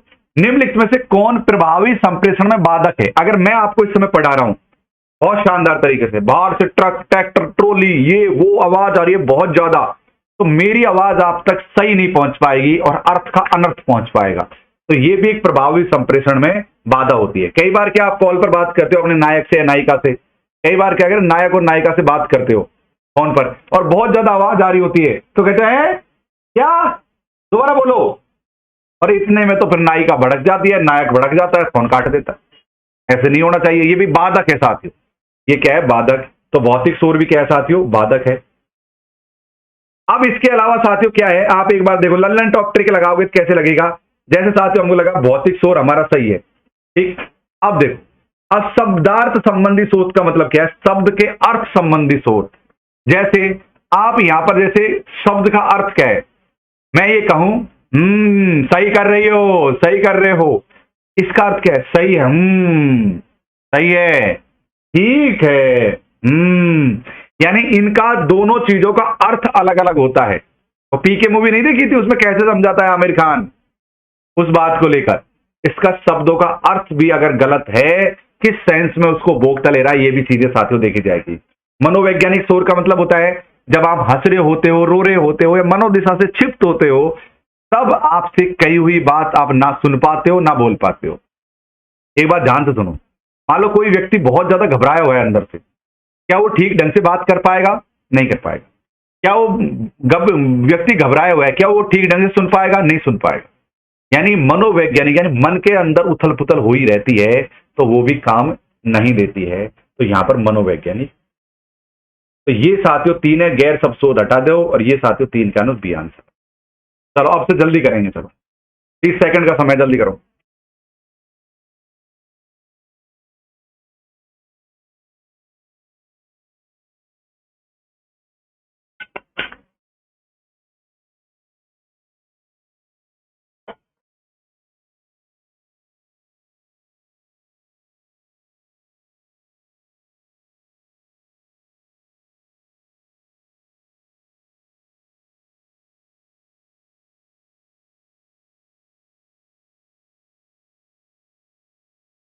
टाइम अप हो चुका है साथियों, सही आंसर आपको देना था और आपने आप आंसर दे दिया होगा। सही आंसर है पराभाषित। देखो क्या होता है, जब भी हम बात करते हैं, रुकते हैं, ठहरते हैं, तेज आवाज करते हैं, कम करते हैं, यानी बातों में जो उतार चढ़ाव होता है, उसको पराभाषिक कहा जाता है। क्या कहा जाता है? उसको पराभाषिक कहा जाता है। शाबाश। चलिए, कक्षा में निम्नलिखित में से कितने प्रकार किसके कारण प्रतिश्रुति में विलंब हो सकता है? चलिए,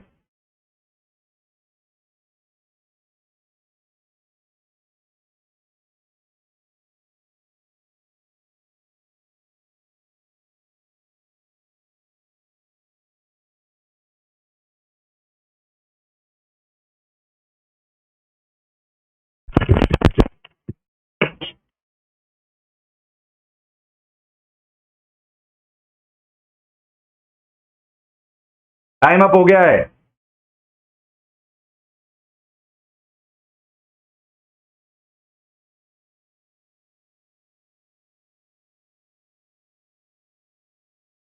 चलिए साथी, बहुत बढ़िया, बहुत बढ़िया, सही हो रहा है, सही हो रहा है।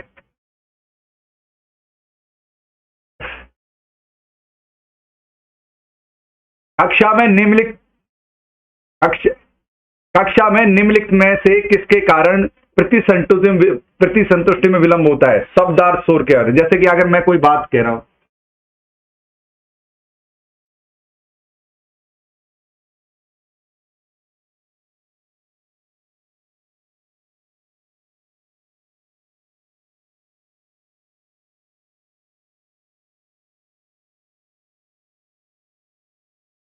कक्षा में निम्नलिखित में से किसके कारण प्रतिसंटु में विलंब हो सकता है? साथियों शब्दार्थ शोध इसका सही आंसर है।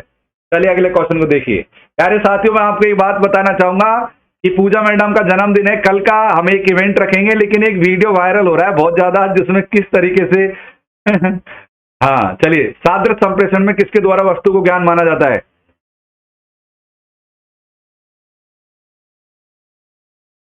चलिए साथियों, क्वेश्चन नंबर 4, 30 सेकंड का समय।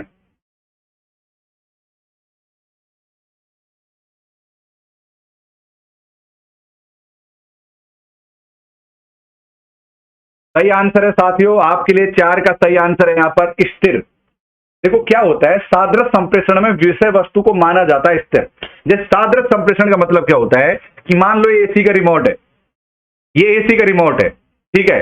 अब इसको देखकर हमको व्याख्या करनी है, तो ऐसा तो नहीं मैं एसी का रिमोट को ऐसे ऐसे ऐसे ऐसे करता रहूंगा, ऐसे ऐसे करता रहूंगा और अब भाई व्याख्या हो जाएगी इसकी, नहीं।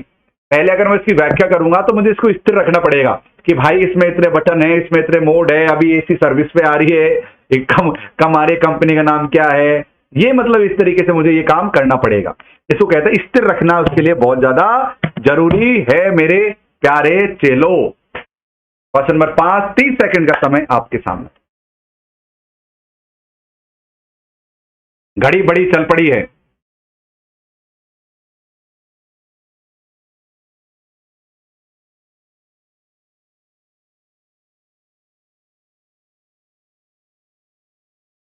तीस सेकंड का समय है।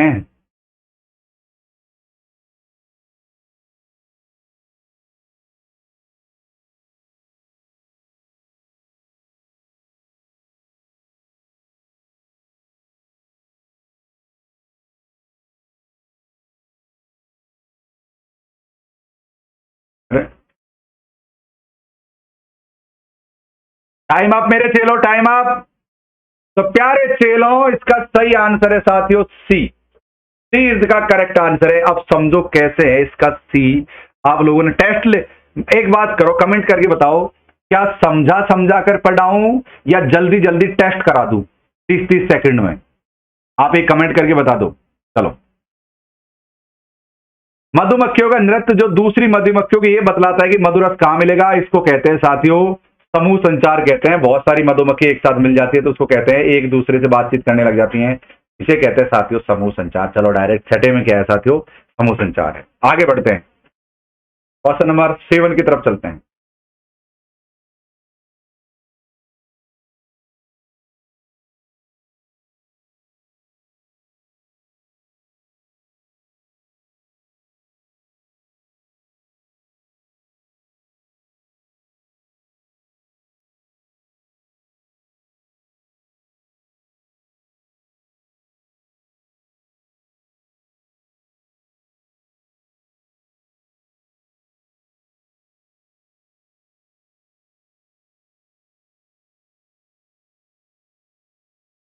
टाइम अप हो चुका है साथियों। 7 में सी द करेक्ट आंसर क्या है साथियों? 7 का सी यहां पर करेक्ट आंसर है, जो आप लोगों ने अवश्य ही दे दिया होगा। मैं सारे लोगों को देख पा रहा हूं, बहुत बढ़िया, सही जा रहे हो, एकदम एकदम सही जा रहे हो, कोई दिक्कत वाली बात नहीं है।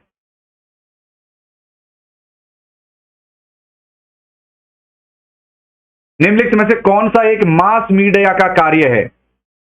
कौन सा एक मास मीडिया का कार्य है साथियों?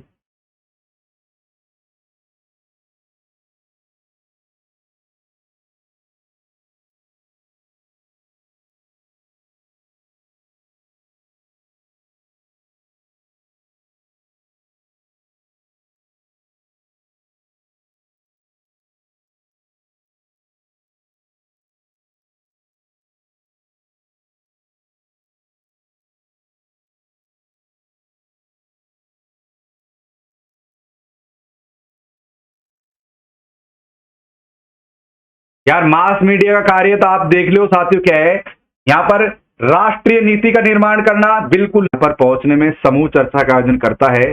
प्रयुक्त संचार में प्रतिमान की दृष्टि से इसे कहा जाएगा, क्या कहा जाएगा? 90 का उत्तर आपको देना था, और इसे कहते हैं क्रियान्वितकारी प्रतिमान।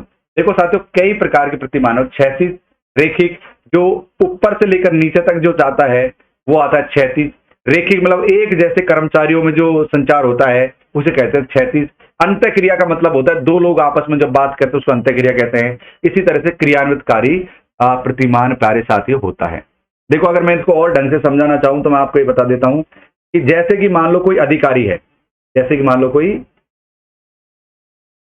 अधिकारी है और अधिकारी नीचे अपने कर्मचारियों से जो संप्रेषण करता है, इस वाले कम्युनिकेशन को क्या कहते हैं? क्षैतिज।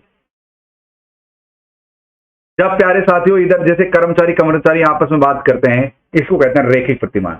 और अंत्य क्रिया प्रतिमान का मतलब होता है जब दो व्यक्ति जैसे नायक नायिका हो गया या फिर का पात्र पात्र हो गया, आपस में बातचीत होती है, छात्र छात्रा हो गया या फिर शिक्षक छात्र हो गया, इनसे कहते हैं अंत्य क्रिया संप्रेषण। ओके, हाँ, तो इसका सही आंसर है क्रियान्वितकारी प्रतिमान। 30 सेकंड का समय दिया जाएगा, बोलिए।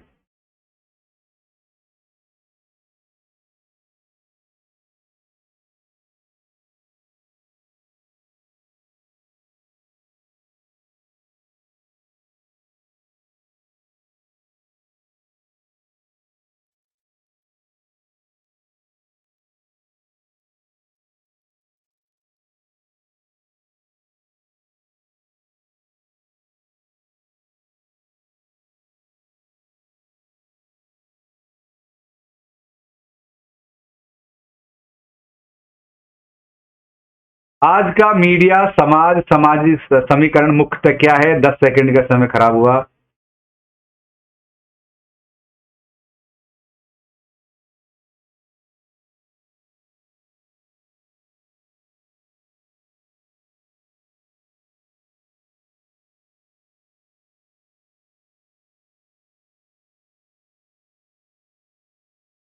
आज का मीडिया समाज समीकरण क्या है? उपभोक्ता सचेतक है प्यारे साथियों, रहस्य में ही नहीं है मीडिया। वैसे यार एक बात बता दूं, कोई पता भी नहीं है आजकल के मीडिया का। तो यार आपको पता याद है पहले आज से कुछ दिन पहले ये मीडिया बोलने लगा था कि भाई 2010 में प्रलय आएगी, सारी दुनिया खत्म हो रही है। यही मीडिया, भारत का ही मीडिया की बात कर रहा हूं मैं। कभी बोलते हैं कि एलियन आते हैं गाय का दूध पीने के लिए, इनका भी कोई भरोसा नहीं है। कुछ भी कभी कहते चिप लग रही है नोटों में, कोई पता नहीं है। सब मतलब ऐसा लगता है कि कमाल हो रहा है। तो कभी कभी रहस्य वाली बात भी कर देता है मीडिया, ऐसी बात नहीं है। नैतिक रूप से भी बस भाई ये भी कभी कभी कह सकते हो कि जब जब सत्ता तानाशाही हुई है तब तब, चाहे वो अंग्रेजों के टाइम पर हो चाहे कोई भी टाइम पर हो प्यारे साथियों, जब जब सत्ता तानाशाही हुई है तब तब नैतिक रूप से विवश। तो भाई मीडिया का हाल तो पूछो मत, तो लेकिन अगर सही रूप से देखा जाए तो उपभोक्ता सचेतक हमारा सही आंसर आ जाएगा। क्या आ जाएगा साथियों? उपभोक्ता सचेतक हमारा करेक्ट आंसर आ जाएगा। क्योंकि एक रूप से ये लगा लीजिए कि सब कुछ जो बात हो रही है ये उपभोक्ता के लिए हो रही है। और वैसे समय समय पर जो मीडिया है वो अपना काम करता रहता है। और यहाँ पर क्या है साथियों, उपभोक्ता सचेत करने का काम करता है मीडिया। बस इस बात को हम एक बात कह सकते हैं कि उपभोक्ता सचेतक का काम करता है मीडिया। लेकिन अब एक बात और बताऊं, एक और क्वेश्चन कर लीजिए आप यहाँ पर। आपको यहां पर क्या है, संप्रेषण में संवेगात्मक क्षेत्र में निम्नलिखित में से कौन से संबंधित मामले हैं? और ये साथियों ज्ञान इसका सही आंसर है, जो मैंने आपको पहले ही बता दिया।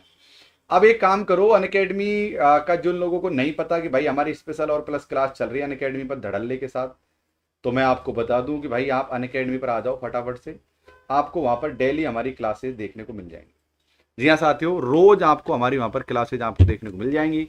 तो ये तरीका है साथियों, जाओ डाउनलोड करो एप्लीकेशन को, मुझे फॉलो करो। और ये टेलीग्राम चैनल है, ये सारे सब्जेक्ट जिनकी तैयारी करवाते हैं, पेपर 1 और पेपर 2 की संपूर्ण रूप से हम आपकी तैयारी करवाते हैं। तो मैं तो आपसे यही कहूंगा कि भाई साहब जाओ और अनअकैडमी प्लस क्लास जरूर से ज्वाइन कर लीजिए। ओके, तो पेपर 1 और पेपर 2 यहाँ पर संपूर्ण आपको देखने को मिल जाएगा। ज्यादा फीस नहीं है, नॉमिनल सी फीस लगेगी आपकी। रिडीम कर लेना debit card, EMI, UPI wallet और नेट बैंकिंग के माध्यम से, बस आपका काम बन जाएगा। ओके, हाँ, तो यहां पर आ जाइए साथियों। आइकॉनिक भी आपको देखने को मिलेगा, आइकॉनिक को भी अप्लाई कर सकते हो। ज़्यादा फीस नहीं है, बहुत ही नॉमिनल सी फीस आपको यहाँ पर देखने को मिल जाएगी। पहले आप एनरोल कर लीजिए प्लस आइकॉनिक।